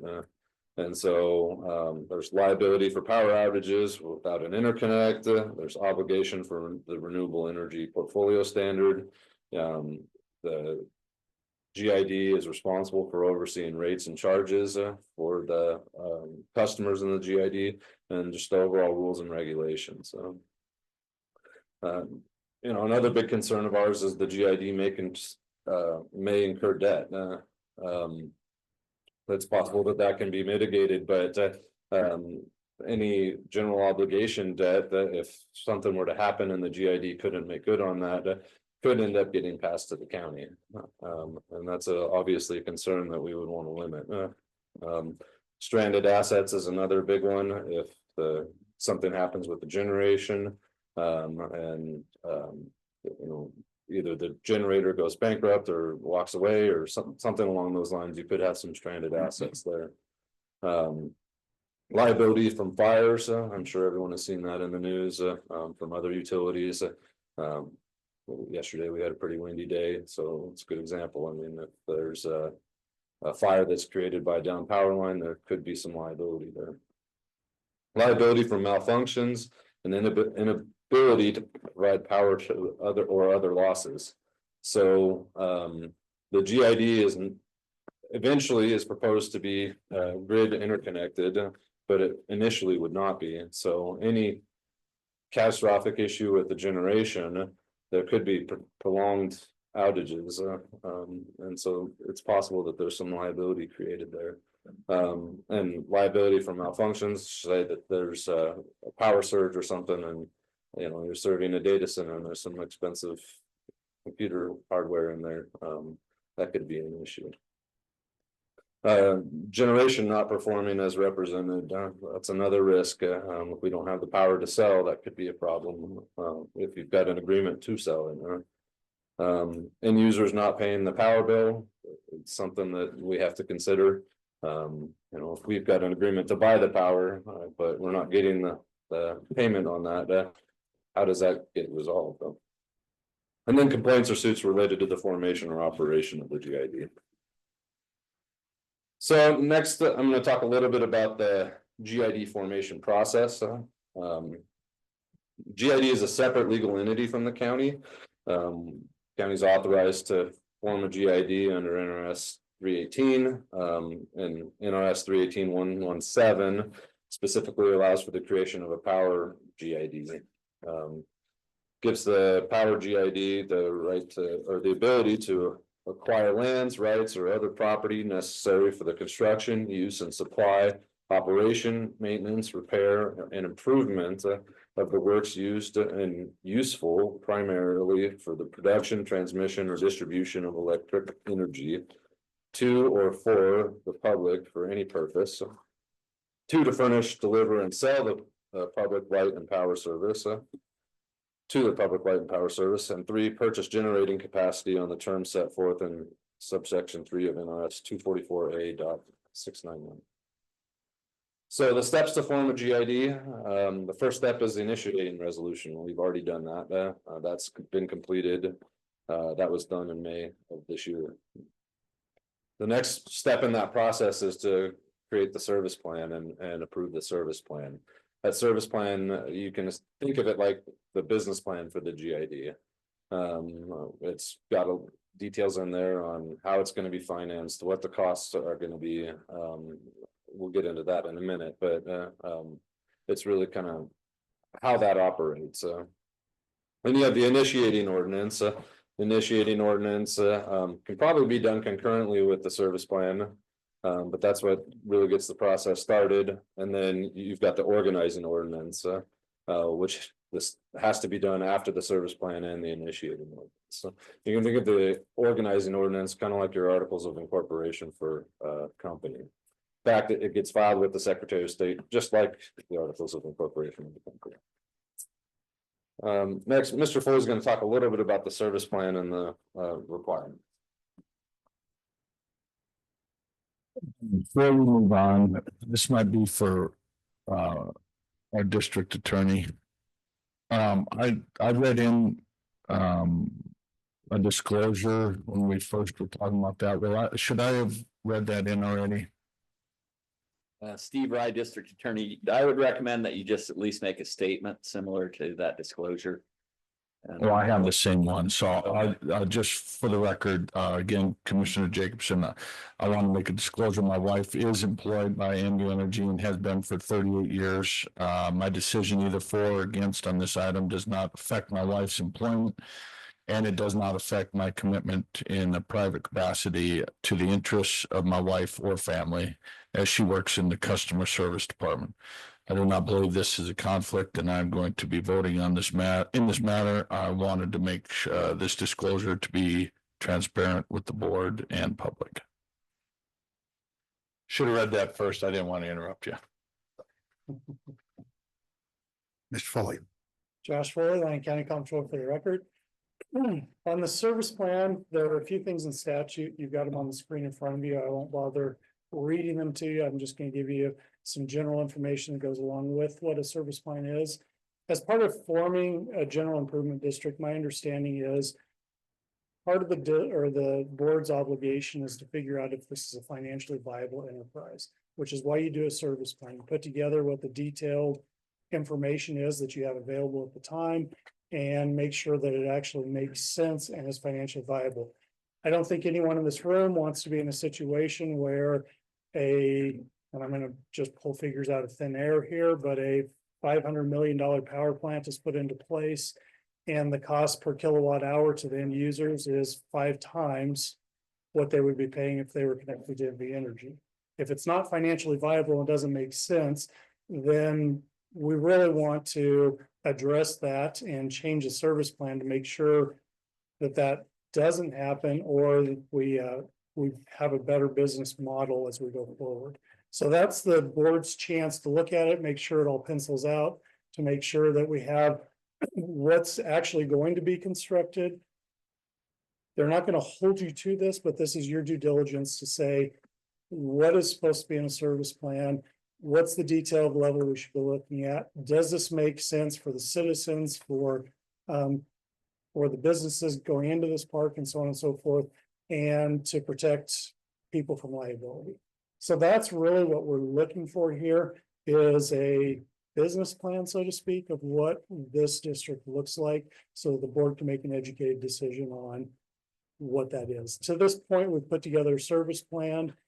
However, in future discussions, that is morphed in time. We can put a service plan together, make it generic enough, that's the challenge, generic enough to cover some modifications as they go, so we don't have to revisit it all the time. But you need it to be specific enough that it gives us a general idea of where we're headed with this particular project. And if it ends up going a 90-degree turn one way or 180-degree turn the other way, then we probably have to revisit the service plan at some point in the future. So that's information I have on the service plan. There's financial components, there are potential engineering or architectural components, maps, et cetera, et cetera. Any questions? Yeah, I'm looking at NRS 308-030. And it has A, B, C, and D, same thing what you have here, Yes. except you've got an E, so I assume you separated something out. So this is Andrew's slide. I didn't. Did you Steve, take like C or something and make 2 out of it? I'm just trying to follow along with the NRS. I'd have to look at the NRS. The district attorney had made some edits to this slide, so. I can certainly. I'm just following NRS. So Yeah. to me, that's the overriding document that we need. Absolutely. And so, Yeah. so if it's the same thing, yes, or something got added on that's not NRS, then that's would be like an opinion, right? So I see what happened. D, see how it has a comma at the end of it? E is supposed to be at the end of D. It just cut. Okay, gotcha. It's a typo.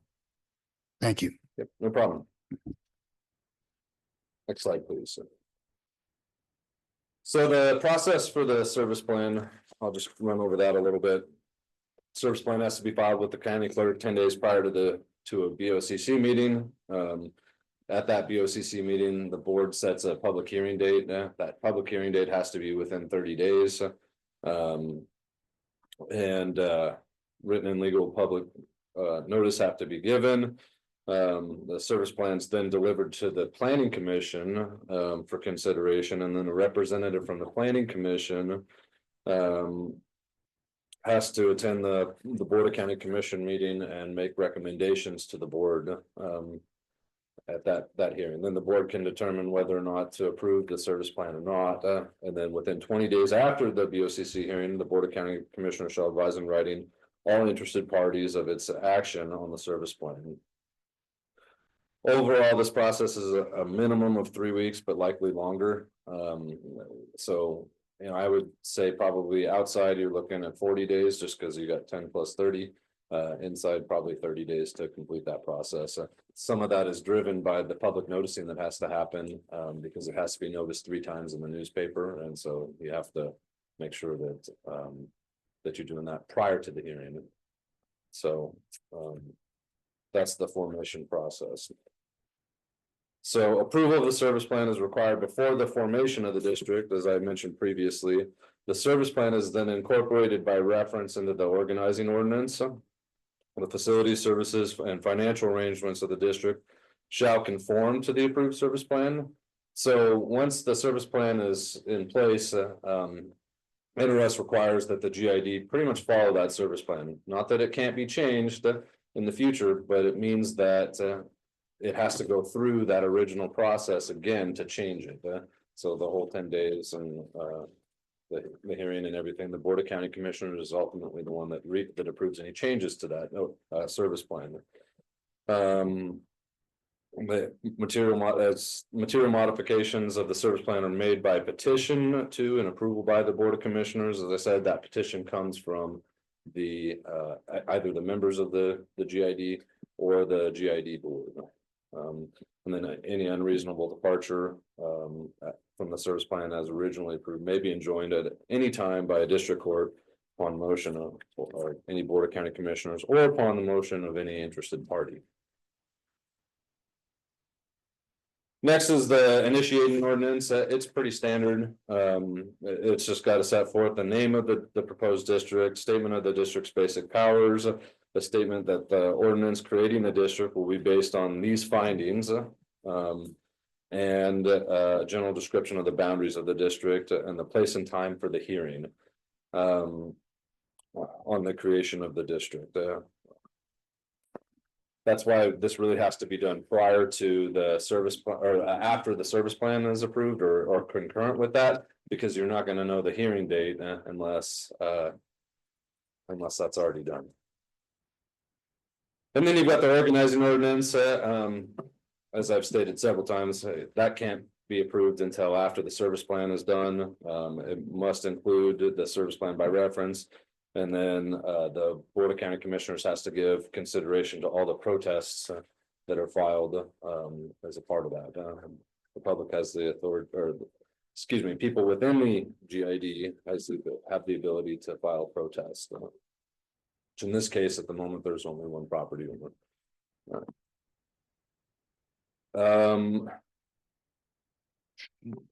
So the general ordinance requirements still apply. Ordinance is drafted and approved by staff and outside counsel. Ordinance is placed on the BOCC agenda for proposal, and then it's published in the newspaper for I think 2 consecutive weeks, and then it's either approved or not approved at a Board of County Commissioners meeting. This takes at least 30 days, and that's happening pretty fast. So next I want to talk about some recommendations. We talked a little bit about benefits and risks. And as I stated before, we think that formed properly, some of those risks can be mitigated. Here are some of the suggestions that we've come up with so far. First one is the developer should provide the GID startup funds for organization and beginning operations of the GID for a period of 3 to 5 years, or until the GID is generating revenue. The county should not bear this cost. I know we've already put a ton of time into it between myself, Mr. Foley, and Steve, the district attorney, Steve Rye. And so that really needs to be those costs really need to be borne by the developer, since it is benefiting their project. We need to require detailed information needed for the service plan to be provided. That needs to be provided by the developer, financial and engineering surveys, a plan to provide services, and the full financial analysis. That service plan really can't move forward until we have that. And this whole plan is kind of morphed throughout the process as we've been working with NNIC. It looks, if you take a look at the service plan that we included in the initiating resolution, it's very different than what the current plan would be moving forward. And so, we really would need to get that updated information and make sure that it's detailed enough to where the GID could function and as intended, but not so detailed that it's restrictive and we're back here in 6 months doing this again. County staff feels that the BOCC should serve as the ex officio board for the GID. That's allowed under NRS 318. That you already serve as the board for a couple of other GIDs. We feel like this is the board's opportunity to maintain control over some of that specifically as it relates to debt incurrence. Looks like that bullet point. I got a question on that particular thing. I got a lot of questions, but I just, on that particular one. Yeah. If we're the GID, can then we form an advisory board to bring in specialists if we need to?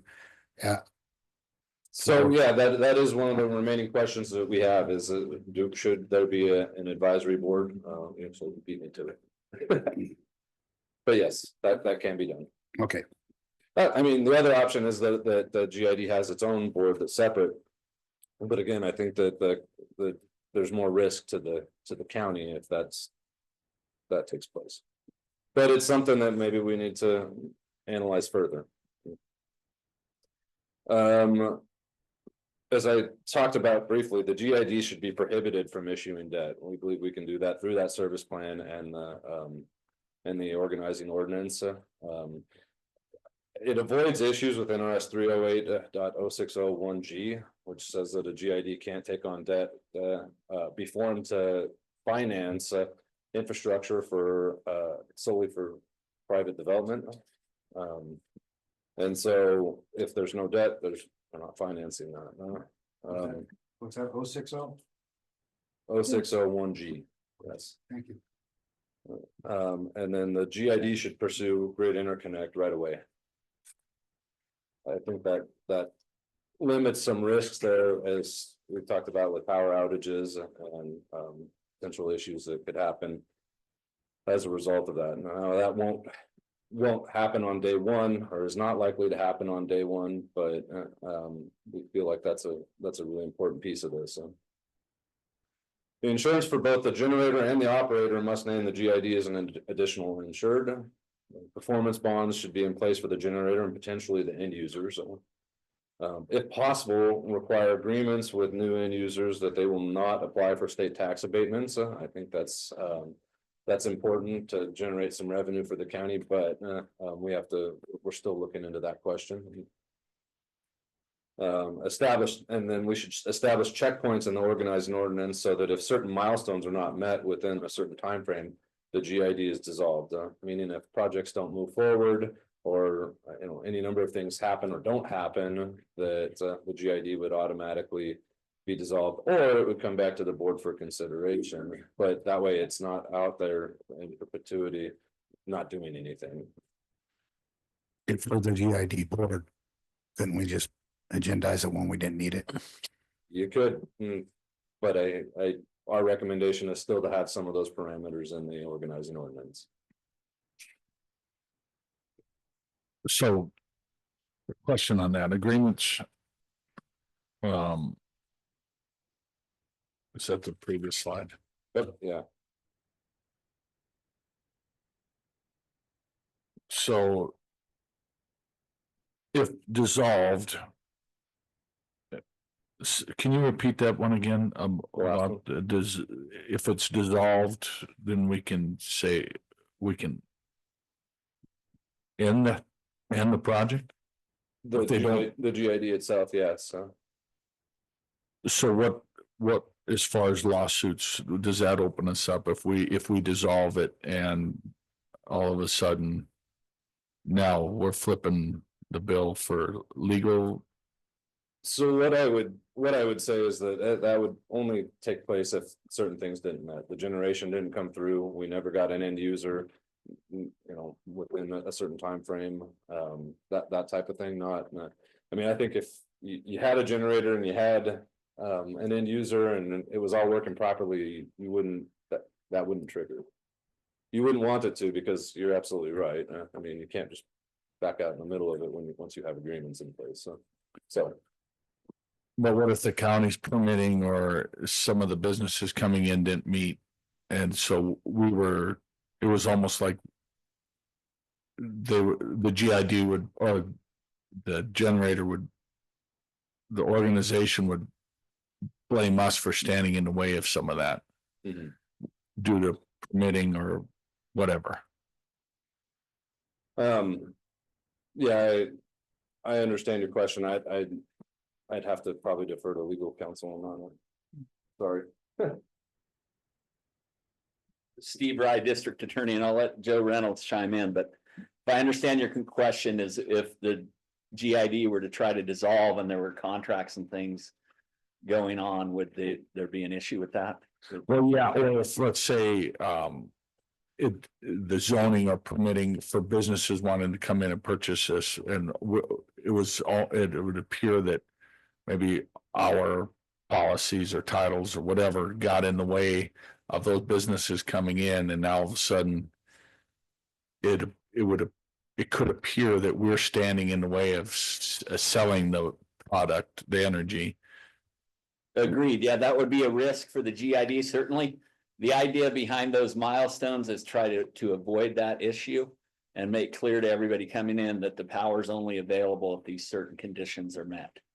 And you could still buy and sell the property, the developer can still move forward, but there would have to be an alternative mechanism to get power to those facilities, if that makes sense. Okay. Thank you. Something else I'd like to point out on that too. This development has a planned unit development handbook and falls under that PUD. So a lot of the zoning and stuff is already spelled out in that. All right, next slide. So this next point's a big one, is that the GID should require the generator to build enough renewable energy capacity to match non-renewable capacity from the start. So ultimately what we found out through the due diligence is it's not the generator that's responsible for that renewable energy portfolio standard, it's the GID.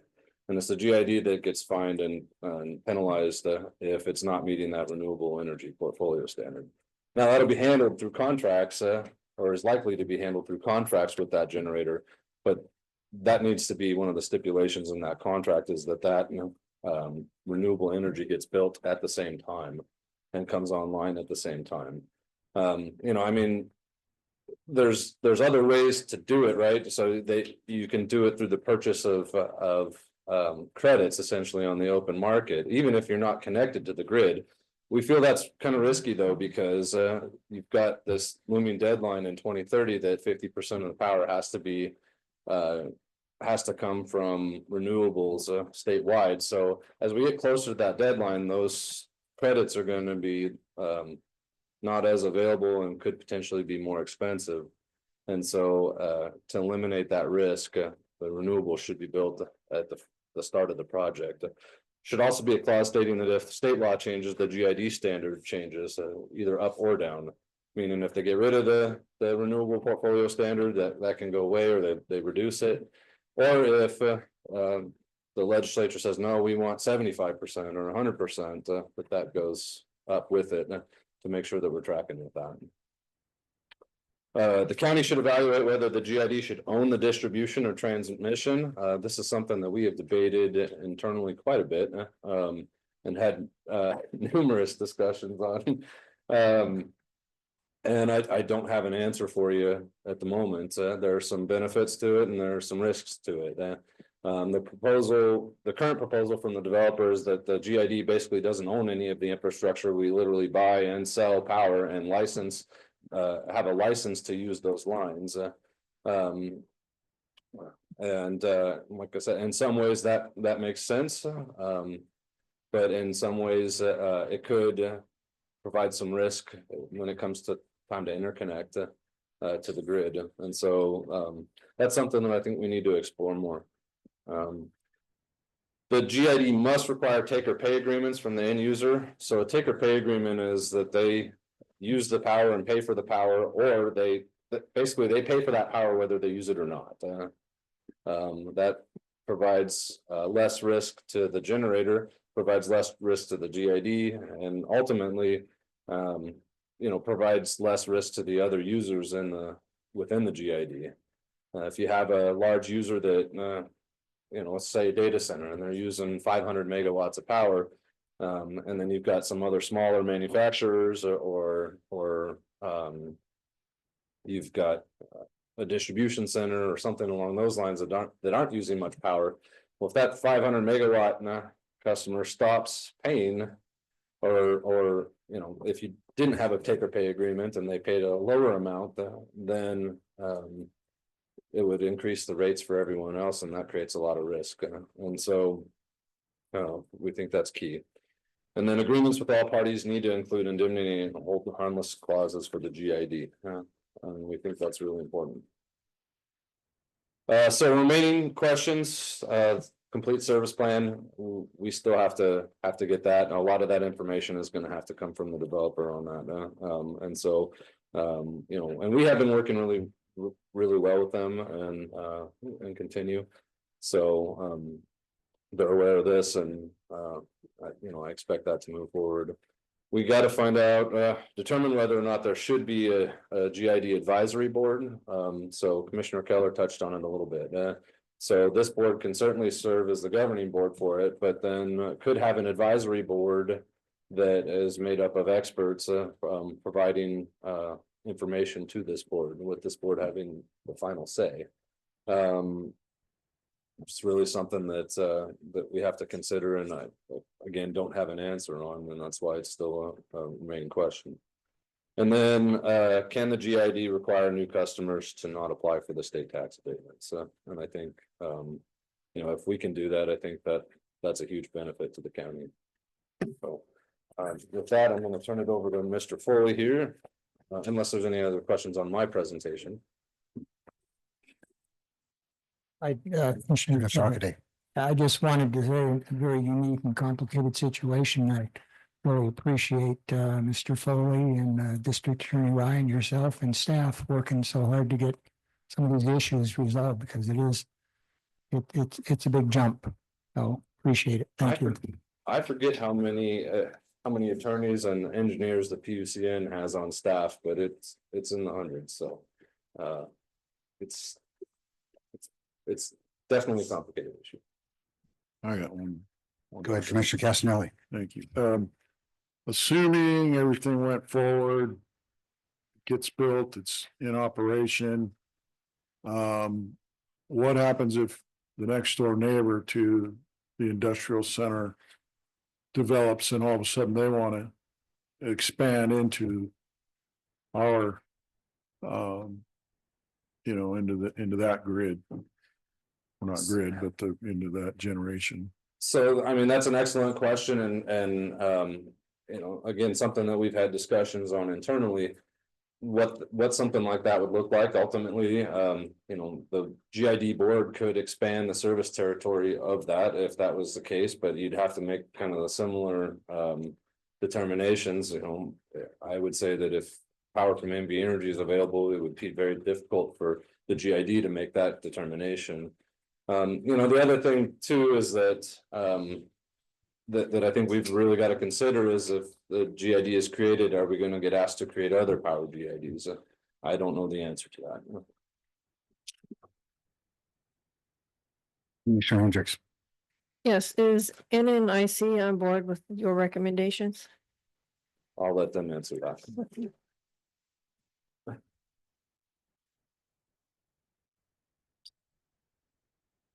Good morning, Dave Brown, here on behalf of NNIC. Yes, we agree with our conditions. We've worked close with your staff and we know they've spent a lot of time on this North Lyon GID, and we appreciate it very much. Thank you.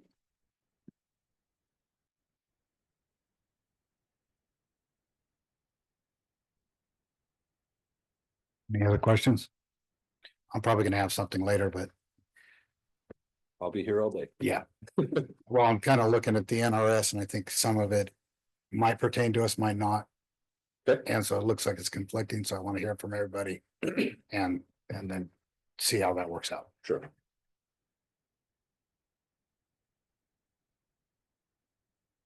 Josh Foley, Lyon County Comptroller for the record. One of the things the board has tasked me with, a couple of the hats that you asked me to wear. One of them is financial. Second one is risk management. So as part of this process, I've tried to work with the legal and the county manager and identify in the developer and NV Energy and all of those, and develop what our questions are so that we cover risk management. We can have perfect risk management and make sure we have no liability. That would be a business that never opens its doors, right?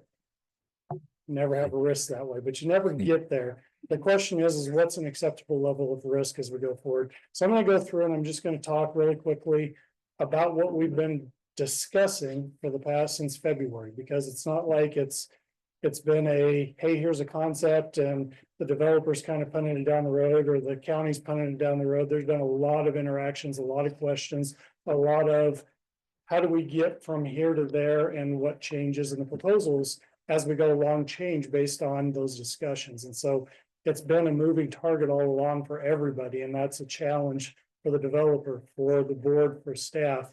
But I want to just hit on some of those so that you have a base understanding of some of those discussions. County manager's gone through a number of them, but I want to just give you the benefits so that you can't say, well, you never brought that up. Geez, if we would have known that, or if we would have known this, we might have asked for something slightly different or whatever the case may be. So I'm just going to toss those out there just so the board has that information. This is nothing new. Developer, one of the wonderful things about working with Andrew and Steve is they want to make sure we communicate. So before we do these presentations, we've sat down with the developer, we've sat down with MB Energy, we've sat down with all the different players and just said, this is what we want to talk about. We want to give you time to think about it and prepare and present any questions that may come up. So it's a robust discussion for the board, and you guys have all the information ideally that you need to make decisions. So I'm going to go back through some of the potential benefits to Lyon County that I see, and this is all from my perspective. You can't hang this on Andrew or Steve. This is my fault on any of this that goes sideways. Potential benefits. We're looking at the potential for additional industrial development. That's very attractive for Lyon County. That's something that we'd like to do. It's in an area that is not agricultural. It's an area that would be very suited for this type of development. So we like that. Possible additional employment with those businesses coming in. In addition to those, the ones that we're talking about for the industrial, you may get auxiliary businesses, kind of like the Tesla effect that we talked about, where you get certain businesses come in and other ones want to be next door, or it's a great location once it's built out and you attract a whole bunch of people. We would love to see that. Increased sales tax revenue for Lyon County coffers. The first ones I was talking about are just things that are general for the community. These ones are specific now to Lyon County as an entity. We can get increased sales tax revenue from the construction material being bought for construction, as long as the state doesn't abate some of that, right? Increased property tax revenue. It would be very attractive to have another power plant from an assessed valuation standpoint within Lyon County. That's something that looks good from that point. Increase utility license revenue fees when you have a large business using power. General fund gets a significant piece of that. We actually fund some of the roads with that type of money.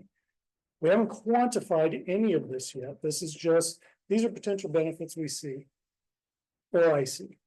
Now then I go to the risk side of this. And this is where I'm trying to figure out what is the, what's just right approach here that as risk that I can recommend to the board. If we're going this direction, here's the risk.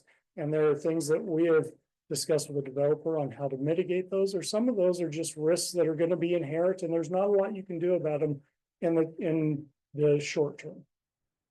Being a microgrid, you're basically setting up a power plant, connecting it to a end user, hopefully, that's what we're all hoping for, right? Or multiple end users, but it's not connected to the grid, so there's no redundancy. If you have equipment failure, you have operational issues that are causing issues with reliable power, management issues. If the power generator goes bankrupt, like Nevada Copper did as an example, and has to shut down, there's no alternative power there, other than the individual user has to have their own generators on site. We don't have anything there. So one of the recommendations is let's connect to the grid. Keep in mind that risk is many years out there. If things work out and the dominoes line up and go down the way that the developer is hoping for it to go, we're going to have that power generation in place, functional, many years prior to being able to connect to the grid. Now, if things don't go quite as quickly as anticipated, maybe they align and you get it at about the same time period. We don't know, but those are the things that are being discussed, but that's a risk. So I'm going to talk about the risk that's associated with that. We have increased liabilities with this. We being the GID, we being the county. lawsuits for power outages or failures, lawsuits for property damages, including fires. Andrew's talked about a bunch of these lawsuits. If the GID board, whose job it is to supervise the utility generator or owner, doesn't have the expertise or isn't doing the job properly to actually manage and regulate that industry, because it's a monopoly that we're talking about. And there are usually significant bumpers built around that when you're dealing with that in government. That's why you have the PUC, and outside of this, we're stepping into that role. Penalties for not meeting renewable energy portfolio, insurance coverage. We have a number of these. Can we mitigate those? Yes, and those are some of the different recommendations that we've had. I want to just emphasize, so the board knows, just because we come up with a power purchase agreement where the end user has to buy a certain amount of power, and we tell them, you're on a microgrid, spelled out right here, you may not get power, you're gonna have to pay for it, you may not get it. That's all right when they sign up. When they get down the road and they don't have the power, that doesn't mean that you're not going to get a lawsuit that names Lyon County, the GID, and as many people as they can name, because that's what attorneys seem to like to do, is they throw spaghetti to the wall and see what sticks. So the county may have legal costs in a scenario such as that, just merely to defend those lawsuits. And that money is out the door if that particular thing happens. So we have to figure out how to address that, which is a critical reason why we want that connected to the grid at some point, so that we have alternative means of bringing power into those end users. And there are some things we can do to limit the liabilities on those, but those are liabilities that this board is going to assume if the board proceeds forward in this particular situation. And we just need to be aware, this is what we're talking about, and we have to take the steps we can to minimize those risks as much as possible. We also have the problem if you have an end user, Andrew brought this up, but if you have an end user that stops making their payments, they're contractually obligated. We have to file a lawsuit to say you're not paying your bill, take them to collections. What if it's a shell corporation, which is not uncommon in business out there? And the company says, that's fine. You have an agreement with this shell corporation, and that shell corporation doesn't have any assets. Good luck. Now you may have a power generation that you're going to have to operate without enough revenue. That's a risk where it could come back to, was the service plan done properly on our side, right? And so that's why we want to get a good service plan in place, take a look at that and watch what type of developments that we have. There are other issues related to that. What if the electrical demand for the users drops significantly because they have more efficient chips, if you're talking about a data center? What happens if there's lower end user demand because the economy goes through a cycle where it goes down? What happens if artificial intelligence, which is a big thing right now, and that's driving a lot of this, what happens if that isn't as easy to make a profit off of as the ebullience that's going on right now? And everyone says we're going to be making tons of money, and perhaps they will be, but perhaps we're in a downturn in the economy, that's going to scale back and it may not be as profitable. We saw that with blockchain to some extent. We've seen it in the .com crazes and things like that. So those are things that are just inherent in the business environment that we have to be aware of and do our best to isolate it. But that risk is always going to be out there. Another one that I am concerned with is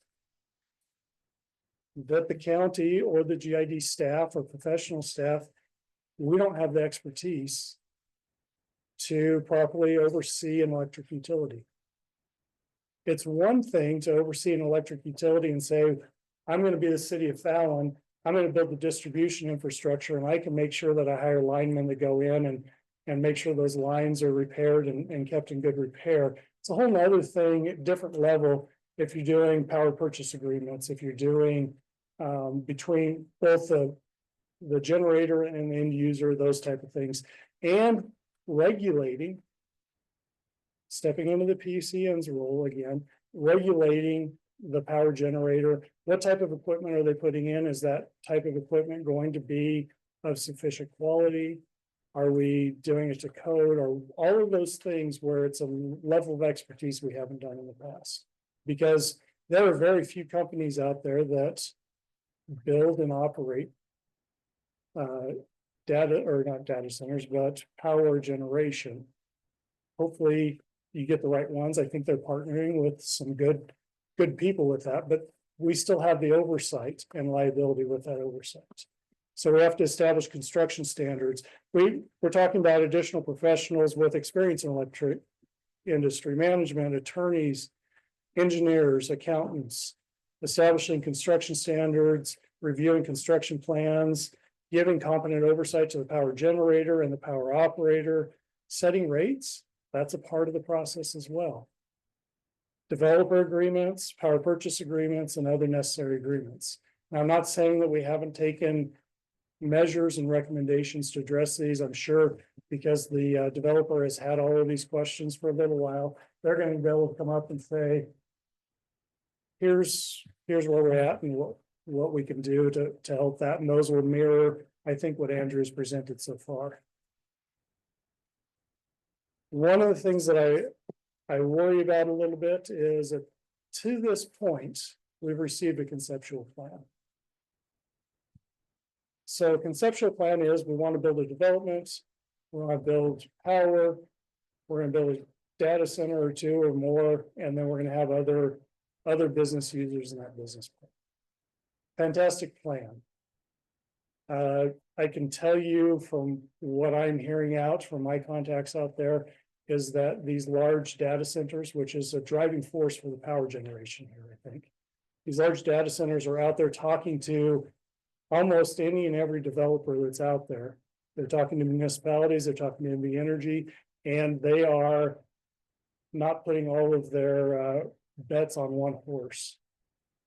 They're spreading it across, and whoever gets to the finish line first, that's the horse. They're going to have some money on each one of those horses potentially, or have those discussions. So it's very possible that you have another site or 10 sites or 20 sites out there where the data centers are already there and they're going to get there first, and that may decrease the demand for this particular development. So that's a concern, and that's part of the reason they want to move forward quickly. I know we have 3 of them right now that I'm aware of in Lyon County that are much farther advanced than all of this. You've got Microsoft, you've got Track, you've got Copia. You've got those ones already before you. I'm sure from what I hear that there are ones in Fernley that are looking at it. Some of those sites are, as far as power infrastructure, potentially a little bit of a higher ability than this one. So there's a risk that we go through all this process, and by the time everything's ready, you may not have that end user that you want to in there. And so that's why Andrew talked about, can we dissolve this if we get to a point and it just doesn't make sense? Because right now it's a conceptual plan. We haven't had a formal business plan that we can use to do a meaningful service plan. They're working on that. We've had those discussions. This is what we need. The board needs to be able to take a look at it and say, oh yeah, you know what? When we take a look at the kilowatt, how much it's going to cost per kilowatt hour after we've done the construction, this is what the operational costs are going to be. This is what we're going to be able to buy the power for. This is what we're going to be able to sell the power for. And the difference between those two is going to cover costs of the GID ongoing. Does that work? And we need that information so that the board can make an educated decision. Now, we may not, but guaranteed we're not going to be dead on that information, right? We're making an estimate, construction costs change, plans change over time, but we want to be in the ballpark. That's all we have to do is get in the ballpark and make sure it doesn't cost 5 times what NV Energy would cost to do it, because no hyperscaler is going to go into a development park if they're paying 5 times what they would somewhere else and they can get it somewhere else. So those are the things that the developers are competing against out there. So what we need for that is we need for the service plan, we need to figure out what the power generation equipment is. Right now, there's multiple options out there that they're still evaluating. Geothermal analysis is still in play, and that's not completed. Utility rate analysis we don't have yet, and maybe we'll have when I sit down, they'll give it to you. I don't know. They're working hard on it. We don't have an estimated build out of the park timeframes and those type of things. no engineering studies, detailed cost estimates. They may have those, we just haven't put them all together yet. And key estimates, we don't have the timelines for all of those things. We know when they want to have the pieces in place, but we need that in place of what goes in first, second, third, and just some estimates, hopefully good estimates of where we're at. The last set of pieces, and these are by no means comprehensive. I've given you just a high level overview. What happens if NV Energy chooses not to purchase all of it when it's all said and done, or if they don't want to do part of it? What we originally had started the discussion was, this is just temporary because timeframes, we can get this done more quickly with the GID than we can through the regulatory process through NV Energy. What happens if NV Energy says, you know what, we have our rules, regulations. Yes, you have power there. Yes, you have customers there. Because of our rules and regulations, we can't pick up what you have. Does the GID stay in perpetuity? Is that something that the board's fine with? Those are items that we've been discussing as well. Andrew talked about it. Do we need to own transmission or distribution? Are there benefits to doing that? Or is it better to say, you know what? We want nothing to do with the maintenance and all of that. When the power goes out at midnight, don't call us, call the generator, right? And so that's a piece that we're working on. What happens if the power generator goes down? What is the GID's responsibility at that point if it goes bankrupt, as an example? Does the GID have to provide power? How do we provide power? We can't just go use eminent domain to pick up the equipment that's remaining there, or if the equipment goes out end of life, whatever that may be. If they haven't put enough money aside to rebuild it, you may have to buy property to build a power generation plant in there and bond and do all sorts of stuff to provide power because they don't have that available, which is another reason why you want to connect to the grid. So hopefully you can buy power if it's available off of the grid. So those are a lot of the things that we discussed. There's been a lot more. So you're wondering, you know, I spent the past 20 minutes talking about this. We've spent hours and hours and hours with the developer talking about these concepts to get some type of process, because the board has directed us as staff, bring this back to us. We are interested in moving forward. So some of the key questions still outstanding is how much is it going to cost and what's the mechanism to pay for those costs? What is infrastructure timing and composition? How do we mitigate some of these risks? And they're going to talk about this. It's not like they're unprepared.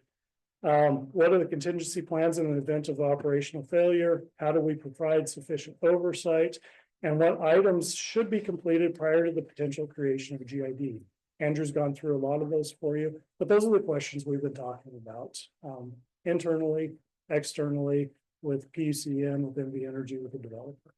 So that's what I have for you. I just wanted to make sure you had that information. Commissioner Casanelli. I know I'm having a little trouble grasping part of this. So the whole role of the board, or this ex officio board, is to manage the GID. But going back to what you're saying, should the GID own distribution or transmission? How would we own that at all when the developers building that generation? We don't own that. So I'm struggling with the agreements that the GID would have to make to the users when we don't own that generation. We're just managing it, and if we're just managing it, what prevents them from forming their own GID without the county involvement? And then going further with that, at some point, if NV Energy does decide that they're going to purchase that, the GID doesn't realize that gain. It goes to the developer that built it. I mean, so yeah, excellent questions. Ones that we've had discussions on. I hear some people next to me that are anxious to answer those. I'll give you a little bit of a shot on answering that before I turn the time over to them, because I want to finish the presentation in case there's other ones, and they're going to be making notes, I see, to make sure they take care of all of those. The first thing is, the only one who can create a GID would be the Board of County Commissioners. Okay. So we can't create another one without the Board of County Commissioners doing that. As far as the assets themselves, if we choose to, and we may choose not to, there are a lot of benefits to saying, we don't want anything to do with the assets. We just want to buy and sell power and lease the lines that those are on. If we choose to do it, we would require it through the developer agreement, I would assume, or some type of agreement where if infrastructure, distribution, transmission, whatever we choose comes in, that gets donated to the GID for the GID to operate and own. But then that adds another layer. The GID has to operate and own that equipment, which means they've got a third-party company right now that they are bringing in that has experience doing this in other locations. And so they could do that. It would be more seamless if they operated and owned everything and the GID wasn't involved in that particular piece. Again, my personal philosophy is government should rarely step in the place of private business and not get involved. If it's something the government doesn't have to be involved in, the government stays out of. So as much as we can stay out of that, there may be significant benefits for doing that and let private enterprise do what private enterprise does. Although in this particular case, private enterprise being a monopoly requires the GID to be oversight for their operations by rate setting, by construction standards and so on and so forth. Did that answer? Yeah, basically. And maybe I can give another just example of kind of how something like that would work currently. So water and sewer, right? You've got a subdivision that's coming in, the developer puts in that water and sewer, they put in the roads and all that stuff, and then it gets donated back to the county. So something similar to that. Now, in this case, it could be the developer of the project, or it could be the end user that's essentially doing it. Yeah. But that's how that would work. Commissioner Jackson. So it's my understanding, and this might be from Mr. Foley or Mr. Askin, but are we kind of just rolling the dice until 2032? Is by 2032, did NV Energy say, yeah, we'll have connection to the grid? So that's the challenge in this particular case, and the developers talked about it in the past, is it a chicken or egg thing? NV Energy is not going to provide a connection to the grid timeframe until there's an end user in place, is my understanding. Although there's some qualifications to that, and I don't want to put words in their mouth because you have some very qualified people, much more than I, to speak for NV Energy. But that is one of the challenges with this is there a timing issue that we've discussed as staff, right? Are we speeding this process up by 1 year, 2 years, 3 years, 4 years, 5 years, 6, 7, 10, 20? We don't know for sure. What we're understanding is normal processes that NV Energy is needing to get transmission lines to that development. And that transmission line is dependent, my understanding again, upon the green link going through, which is going to take a number of years to get to completion there. And the developer is trying to bring in these data centers more quickly. And the only way to do that, there's not power available per se for that. There may be. You have to apply, you have to pay your application fee, which may be hundreds of thousands of dollars as a developer to do that. And then they come back and they do a formal analysis and say, based on the size of amount of power you have, this is what it would take, and this is the time frame that we have currently for that in the queue. And that changes as people drop out of the queue in front of you if that happens, which does happen from time to time. So will construction of end users run in conjunction to the building of the power generation? I would anticipate the answer to that is yes, but I'll let the developer talk about that.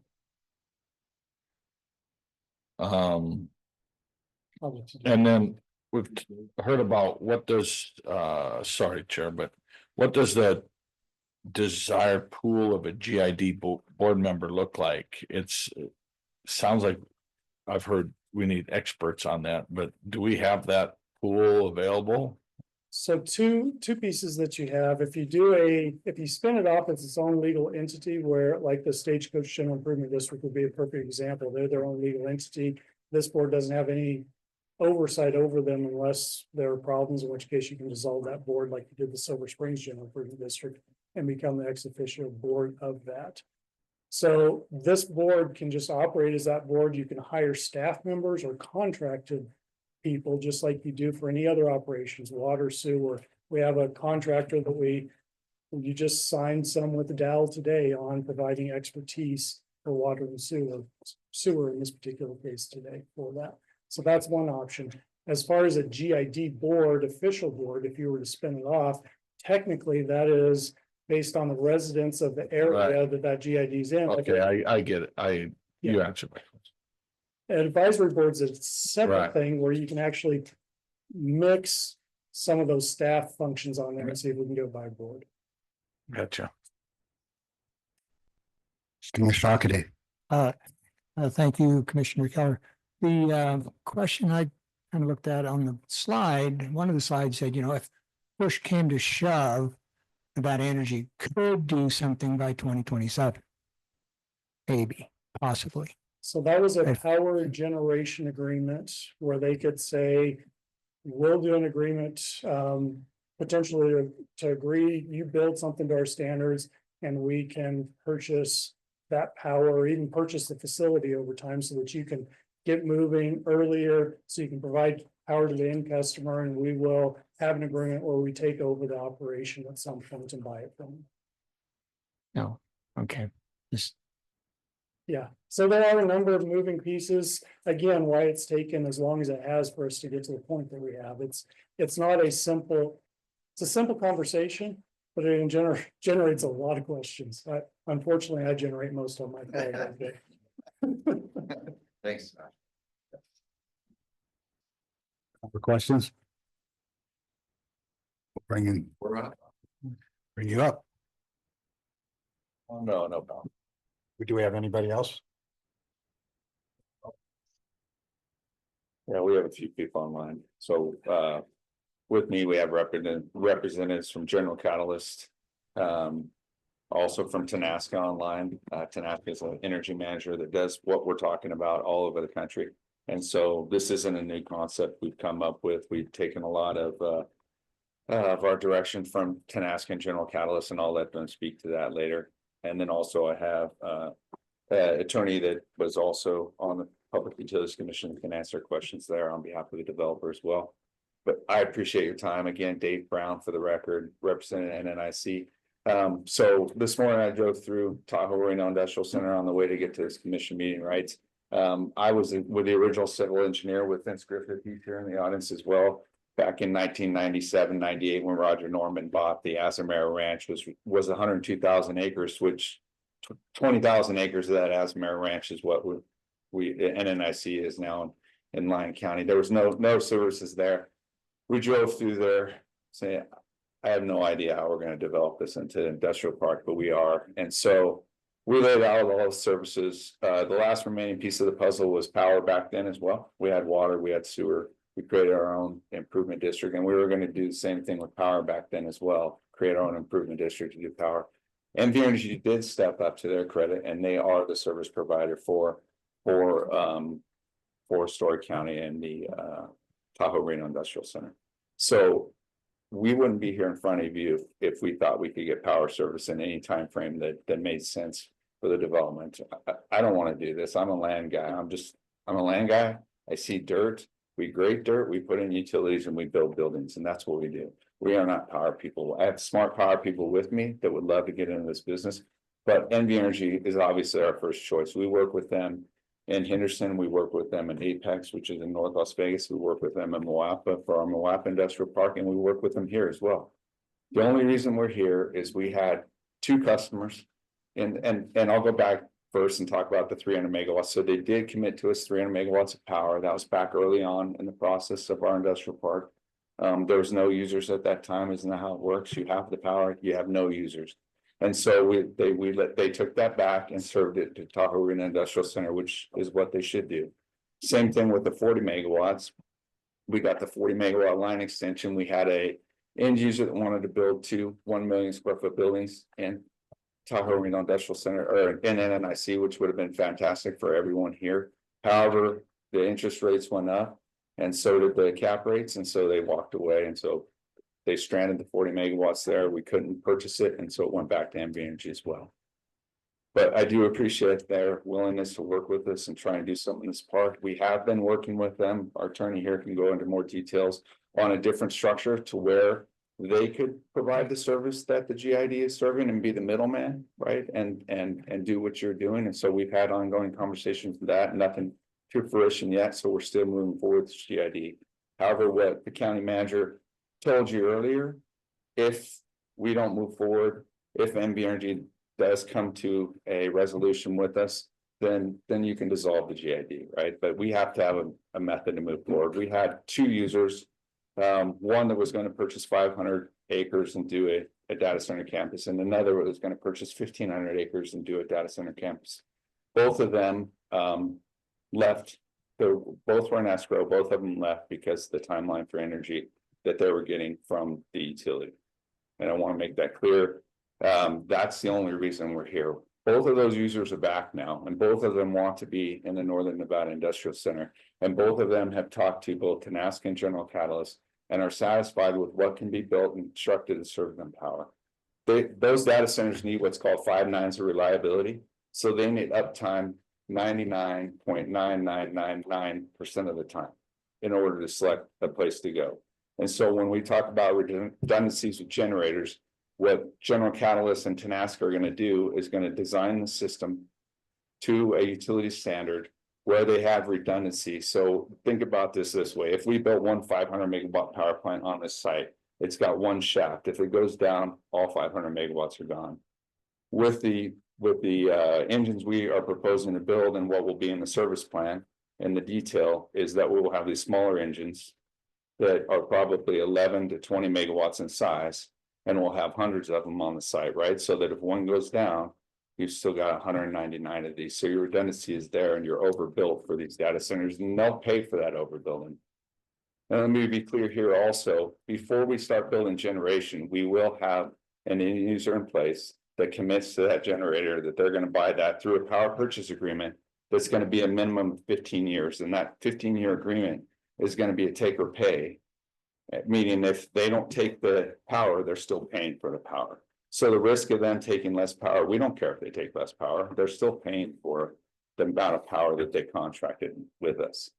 And those contracts are going to have indemnifications to the GID, to where if the GID is sued for some power failure outage, that they'll indemnify and pay to cover the costs of the GID to defend.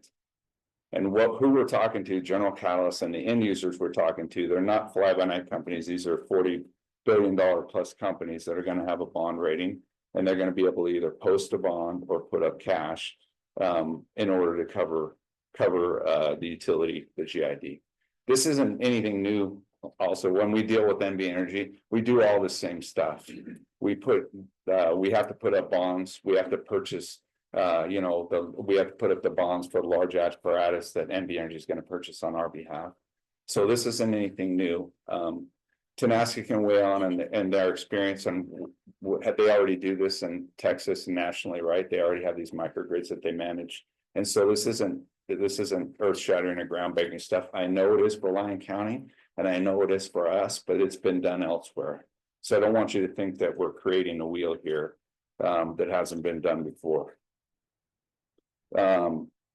That's probably we talked about risk of dissolving the GID, right? So if the GID isn't moving forward, if what I'm saying, these end users don't materialize, and so there's no reason to build generation, then we don't need the GID. If NV Energy says, look, we agree with your tariff process, we can be the middleman, then we don't need the GID. And so we agree with the county manager, there's got to be something in that service plan that says, look, if these things happen, let's just dissolve this GID. So that we're not, number one, we're not hung up, right, on having a GID when we actually want to be with the utility. And number two, you're not hung up thinking that you committed to us to the GID. So we'll put that in the service plan. We agree with the county manager. Just going through here. On the setting of rates and energy being too expensive. So we've got a customer, and so this is capitalism at its finest, right? So we've got a customer that wants power. We got a company that wants to sell power. those two are gonna negotiate the cost of power between each other and sign a 15-year PPA. However, it's gonna be sold through the GI, to the GID and through to the customer. But those two are gonna have a negotiation point where they're gonna, and then it's gonna come before you and say, okay, this is what the contract looks like. These guys want to buy at 13 cents a kilowatt hour, and they want to make 2 gigawatts of power, and they are going to build it this way. That contract's going to come before the GID, and whether you have an advisory board or not, you'll be able to review that, do a yay or nay. What's the bond rate in this company? What's the bond rate in this company? What collateral are they putting up to indemnify the GID from any lawsuit? And are they gonna indemnify us and defend us? All those questions will be answered in that PPA. But the service plan will spell all these details out that I'm going through in much more detail. And if you'd like, I can have the professionals come up and kind of back up what I'm saying here, give you more detail. Or we can simply open it up for more detailed questions from you. But I'm at the pleasure of the board. Any questions? Commissioner Hendricks? Oh, I tell you. Okay. I've got a couple that might not be for you, but it's for, I don't know, whoever wants to answer. I'm looking at all this NRS and I'm looking at, it looks like we're, for one thing, we are the GID, we're the county's forming that GID. So there is no petitioner, right? Correct. So some of the cross references in the NRS, I don't know if I'm going back to the planning commission, that kind of thing. If we are the overseeing body, why are we bringing it back? I think that's for people that have petitioners. A petitioner bringing it forward, not a Board of County Commissioners. So we have looked at that and extensively, and the NRS does not give any exemption for a GID that's formed by the board. The only difference is that it says that the initiator says that the service plan has to be filed with the initiating ordinance instead of by petition. And so it has to go through the same process as every other GID. I'm kind of looking at it and I don't quite, I just don't see it that way, the same way, but maybe my legal. Steve Rye, District Attorney. We've had discussions about that and we've landed on that it does go to the Planning Commission under 308-070. And I know there's been some emails recently with Bob and I haven't had a chance to review those yet. But our position is that it does go through that same process with approval of the service plan.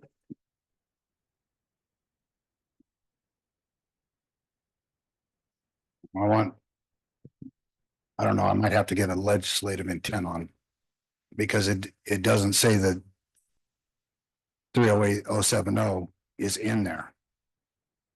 308-030 and 308-060, but not 070.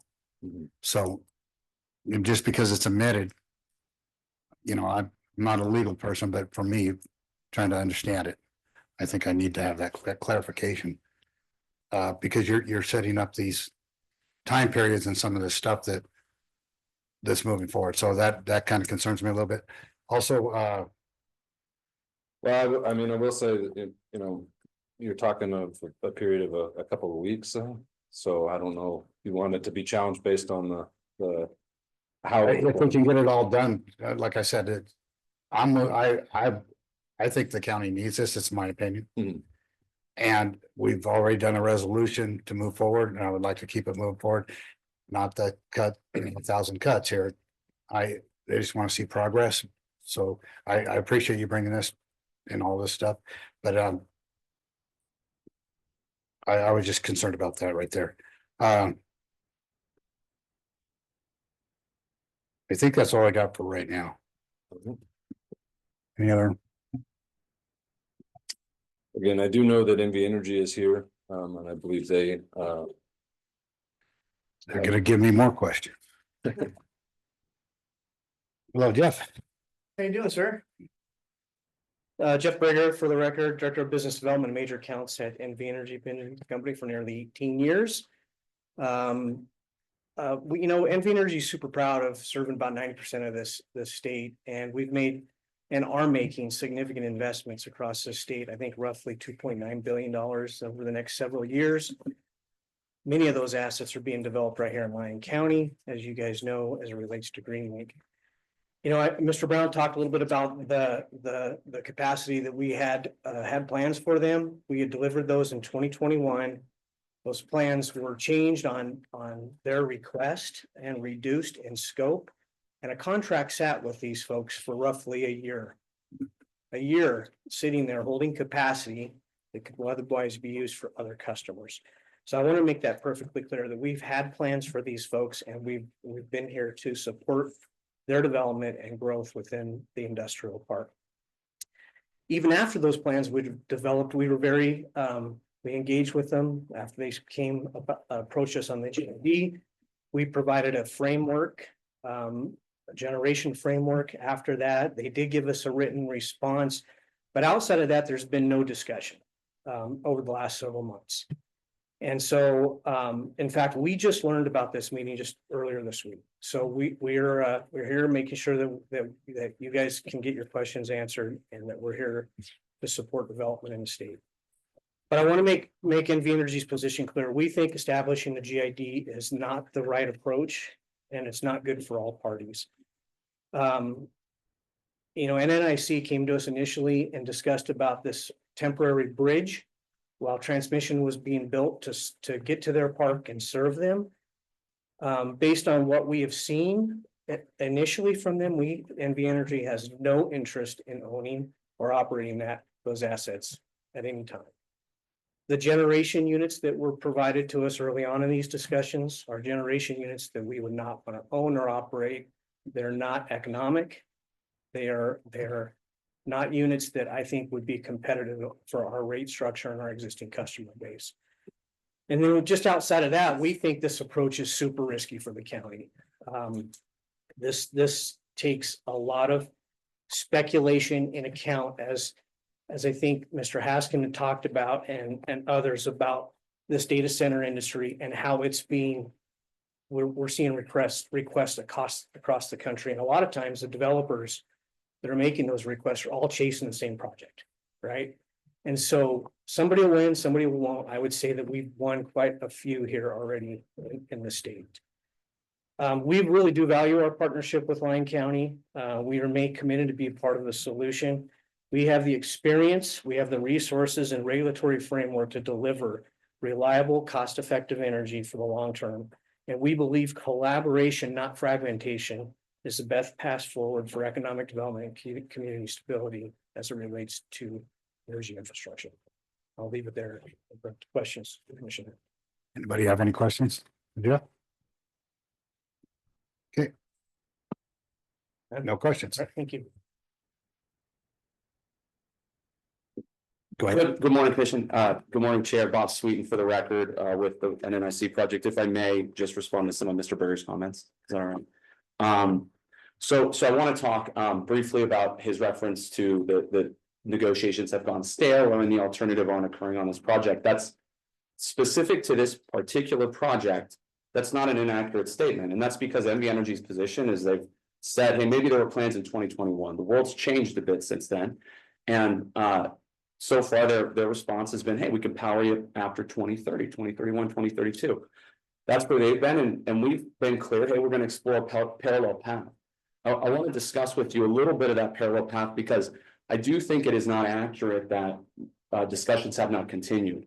There are several projects. Mr. Berger didn't, or at least I didn't hear him reference it today, but NV Energy has said repeatedly at various public meetings over the last several months that the demand, the electric demand load here in Northern Nevada has increased to 21 gigawatts. Okay.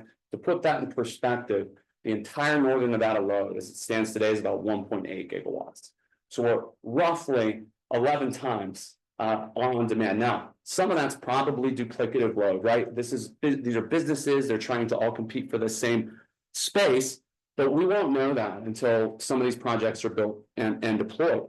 To that end, we have been in very active discussions with NV Energy on several projects related to a hyperscale expedited proposal that would allow NV Energy to be the retail provider. It would allow for Public Utility Commission approval. It would allow for us to get into a scenario where we don't need to form these municipal utilities. Now, look, as a rural local government guy myself, and that's where I came from, I think these are phenomenal opportunities for our local governments. Josh and Andrew have highlighted some of those risks. I think Dave did a great job talking about how they're mitigated. But I just want to drive home the point that if NV Energy is willing to do a deal with us, we are very happy to. We've provided them proposals. I was in that building in the headquarters yesterday for about 2 hours meeting with their executive team on another potential solution. The whole industry is actively engaged in working with NV Energy, and I would say they're great. I enjoy working with them. They're all my friends. But there's realities, and they have certain regulatory obligations and their parent company obligations that make deployment of this capital difficult under the current circumstances unless we change something. And that is our hope. So I just want to clarify the record there. We are actively working with the utility, as are many other developers. And you know, there's never been any intent here. I mean, we weren't trying to sandbag them with this meeting. They didn't know about it. That's okay. It's an informational meeting. And certainly for Jeff's purposes, I mean, I'll make sure to take on the personal responsibility so that he knows when these meetings may be coming up in the future, so that NV Energy is aware and they're not in a position, and I hate that I put them in that. So I'll submit on that. You know, this is a phenomenal opportunity. I think when we talk about 21 gigawatts of load, one final comment to Josh's earlier point about, hey, what happens if this is just a bubble? What happens if demand dries up? That is a legitimate concern you should think about. I would also ask you to think about it in the context of the fact that there's 21 gigawatts of demand right now with no active way to deploy in Nevada. And until we have a framework or an environment through a GID or some other non-utility model, we can't get customers into end-use contracts. So that's an important first step. Notwithstanding, if it's approved and we sort out a deal with NV Energy, we'll convert those contracts over. That's ideal for everybody. So thank you for your time today. Unless there are any questions, I'll submit on that. Commissioner Casanelli. Yeah, just one question that Mr. Berger. You mentioned that NV Energy would not be interested in owning the specific types of generators that this project is proposing. So I guess my question would be for NNIC, I mean, if we're going to build this thing, wouldn't we want to build it with the equipment that would be accepted to be eventually taken over by NV Energy?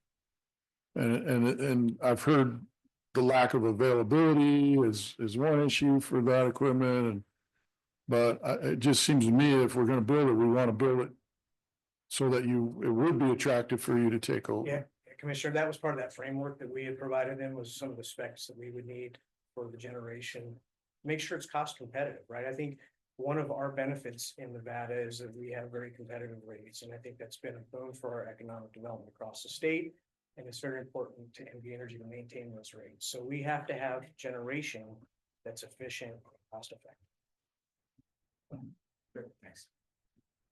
I'm going to bring up expert here in a second for you. But so you know, what we talked about, and I talked to you about earlier, if I'm going to build an NV Energy power plant, I'm going to have one shaft there on site. That shaft breaks. There's no more power on site until I'm interconnected. So either wait till 2032 or I build something different. And what we propose to build is something that's already interconnected to the NV Energy system that serves Nevada Gold. That's why we proposed it. And so that's why we proposed to serve that to NV Energy. The framework that we were talking about earlier that Bob proposed is us owning the generation still, NV Energy purchasing the energy and selling it to an end user. That's that is the framework that we propose, and that's the framework that we think works. So they don't have to worry about owning the generation. We'll still own the generation. We'll sleep it through NV Energy. They have a current system that does that to the end use customer. Okay. And then if they take it over and they interconnect it, we can still own the gen.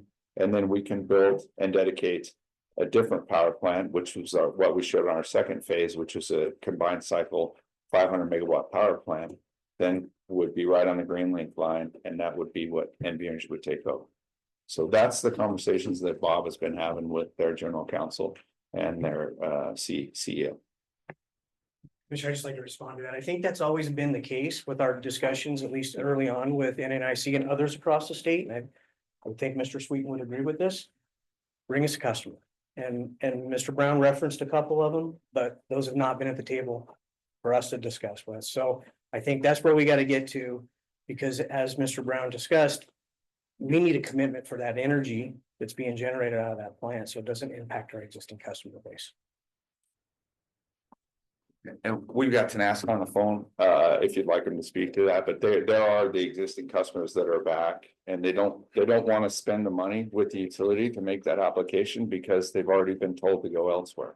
And so they're not gonna spend the money again at NNIC unless they have a sure deal way to supply energy. Now, look, if we form this GID and the customer comes forward and they're already moving forward, NV Energy might see that and then come forward and do the agreement. That's fine. Like I said, we'd rather do it with the utility than build our own generation, but this is where we're at. Commissioner Jacobson. Thank you, Chair. So this might be for Andrew or Josh or both, but so as I look at the agenda item as written and using a reference from Chair Keller, if I may, death by 1,000 cuts or kicking the can down the road, looking at this agenda item as it's written, what are we as the board looking for? I mean, we can keep going back and forth here. I think we've probably got enough information, but what are you looking for from this agenda item right today so that we're not kicking the can down, we're not death by 1,000 cuts, so we're moving forward, but yet the horse is getting close to dead. It's time to dismount and we need to do something. Okay. So the agenda item today, one was to really provide information to the board. I know that it's been months since we talked about it, and wanted to make sure that the board knew that we were still working on it actively and that there's been a lot of work that has gone into it. The second thing, I left it pretty open-ended. If the board has specific ideas on what should be in the service plan or in the initiating ordinance or the organizing ordinance, you could provide that direction to us. If the direction is to just come back with that information, that's fine too. I worded it such that, if the board decided, hey, after looking at all the due diligence, this isn't something we want to tackle, that's an option as well. But that's board discussion, and I really wanted it to be pretty open-ended. Commissioner Hendricks. So in your presentation, I thought you said that as far as creating the service plan, that the developer's willing to pay the cost for all of that, and they're working on that. And the organizational plans, I'd like to just see us continue and have those come back to us and just keep moving forward. All right. With your recommendations. Okay. The staff recommendations. Yeah, and just to clarify, a lot of the service plan would be the GIDs, and we'll have to finalize that internally, but a lot of the information that we need to create that, especially the financials and all that stuff, has to come from the developer and the third parties. So there's no way that we can come up with it. It would be I mean, I don't want to miss out on economic opportunity and the business that we could put in on, especially on that piece of property. I mean, it is not agricultural, but I think there's a lot here today. Like I said, I mean, we haven't been sitting around unless we have had, I don't know how many meetings. And we have, every time we have a meeting, it seems like we come up with additional questions. But I mean, I think we're getting it. So, and then I see you're okay with how things are moving forward? Yes, we'd love to bring back a service plan in front of you so that you can review that. And I think that would be a logical next step is let us bring the service plan back to you. And that way we can notice it, we can start that 30-day process and we're fine. We read it differently too, but we're fine going with this county manager's suggested process because we think moving forward is better than not moving forward. So I don't want to argue the point. I'd rather just move forward with his suggestions, bring you a service plan that's acceptable to staff and hopefully acceptable to you and then get to the next step. I think that's hopefully the logical next step. Okay. If I wanted to just a statement. We've been, ever since I was on the advisory board, right? We've always said we need more commercial, industrial, and to me, this is our opportunity to actually do something. While the rest of the counties have been developing, we haven't, and we need the finances bad. So, and we've got budgets with next year. I'm sure we're going to show how much we don't have the money. So I'm supportive of this. If they're on board and your recommendation, I think I'm willing to just go forward. I'm concerned about the dates a little bit, but you guys work it out.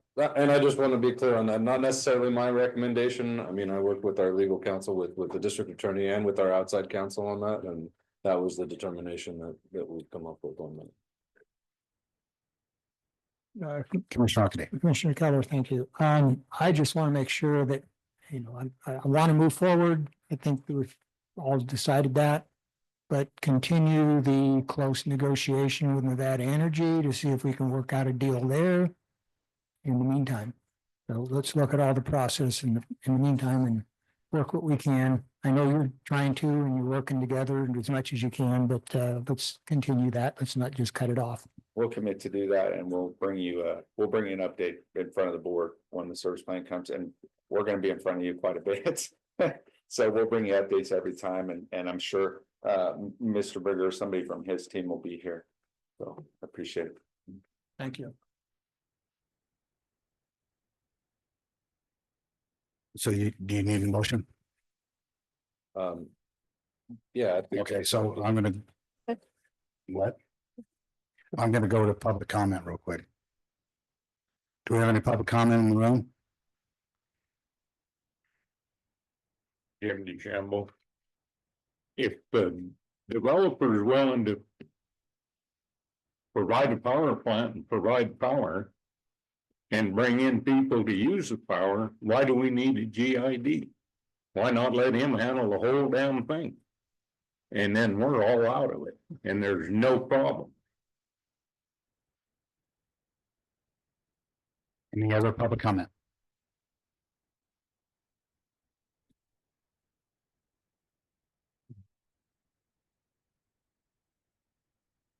Mary Ann Fuchek from Stagecoach. No expertise in this at all. This is an opportunity, and as Scott has said that you have talked more than once about what we needed for the county to grow. It's to grow and to finance itself, to be a good and strong county. This is an opportunity. I don't know, I haven't heard of any others up until this point. And are there other opportunities? When another opportunity comes up, if it does, I hope that we take it and I hope we take this opportunity to go forward as well. And that's, I am, as I say, no expert in this field, but I am a strong, dedicated member of the community, and I want us to be a strong community, and that's it. Thank you. And there's no paper here. Is there any other public comment?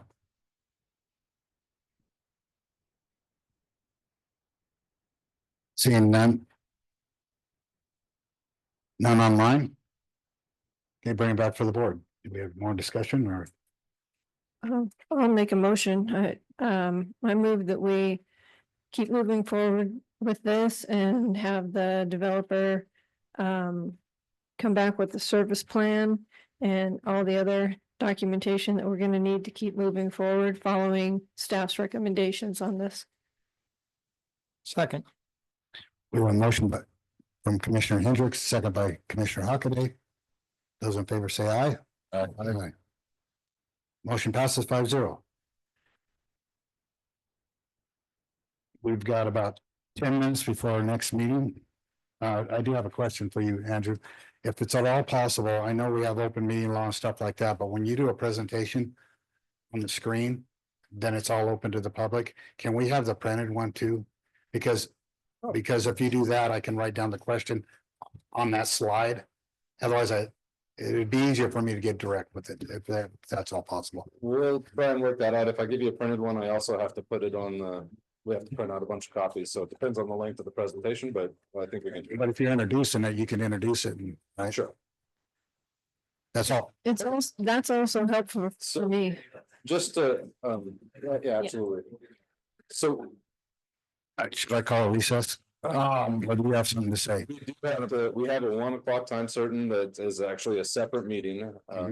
So you can recess now or we can take the last item that we. Let's do the last item. I didn't even. Let me find mine. But regardless, at 1 o'clock, we have to go and just for everyone online, we will be logging out of this meeting and joining a separate Zoom link hosted by Douglas County. So it may disappear for a while. If we're not done with this meeting, then we will start it again. Okay, going back to our agenda. 18B for possible action authorization for an estimated cost of up to $1,500 for Commissioner Keller's travel to the 2025 NACO Symposium and Fall Board of Directors meeting December 4th through 7th in Decatur, Texas. This was put on there by me, and it's the same as the last one that we did. I think that I got this completely financed right now, but we have to approve it this way in order to move forward. So I'm doing my best to get what I have to, but I have to at least put it on the agenda for. I don't know what you guys want. I've talked about this 100 times, so you guys got any questions? So this is no cost, this will be no cost to the county. Well, I can't say that because it made me apply, but so the last one we did for 1,500. I think I'm down to like $200 on that. So they have already bought my plane tickets and $500 for the for the room. So I'll be going through the same routes and I've also got another place that I'm applying for. So I'm trying to I'm trying to finance the whole thing, but I have to do this in order to apply.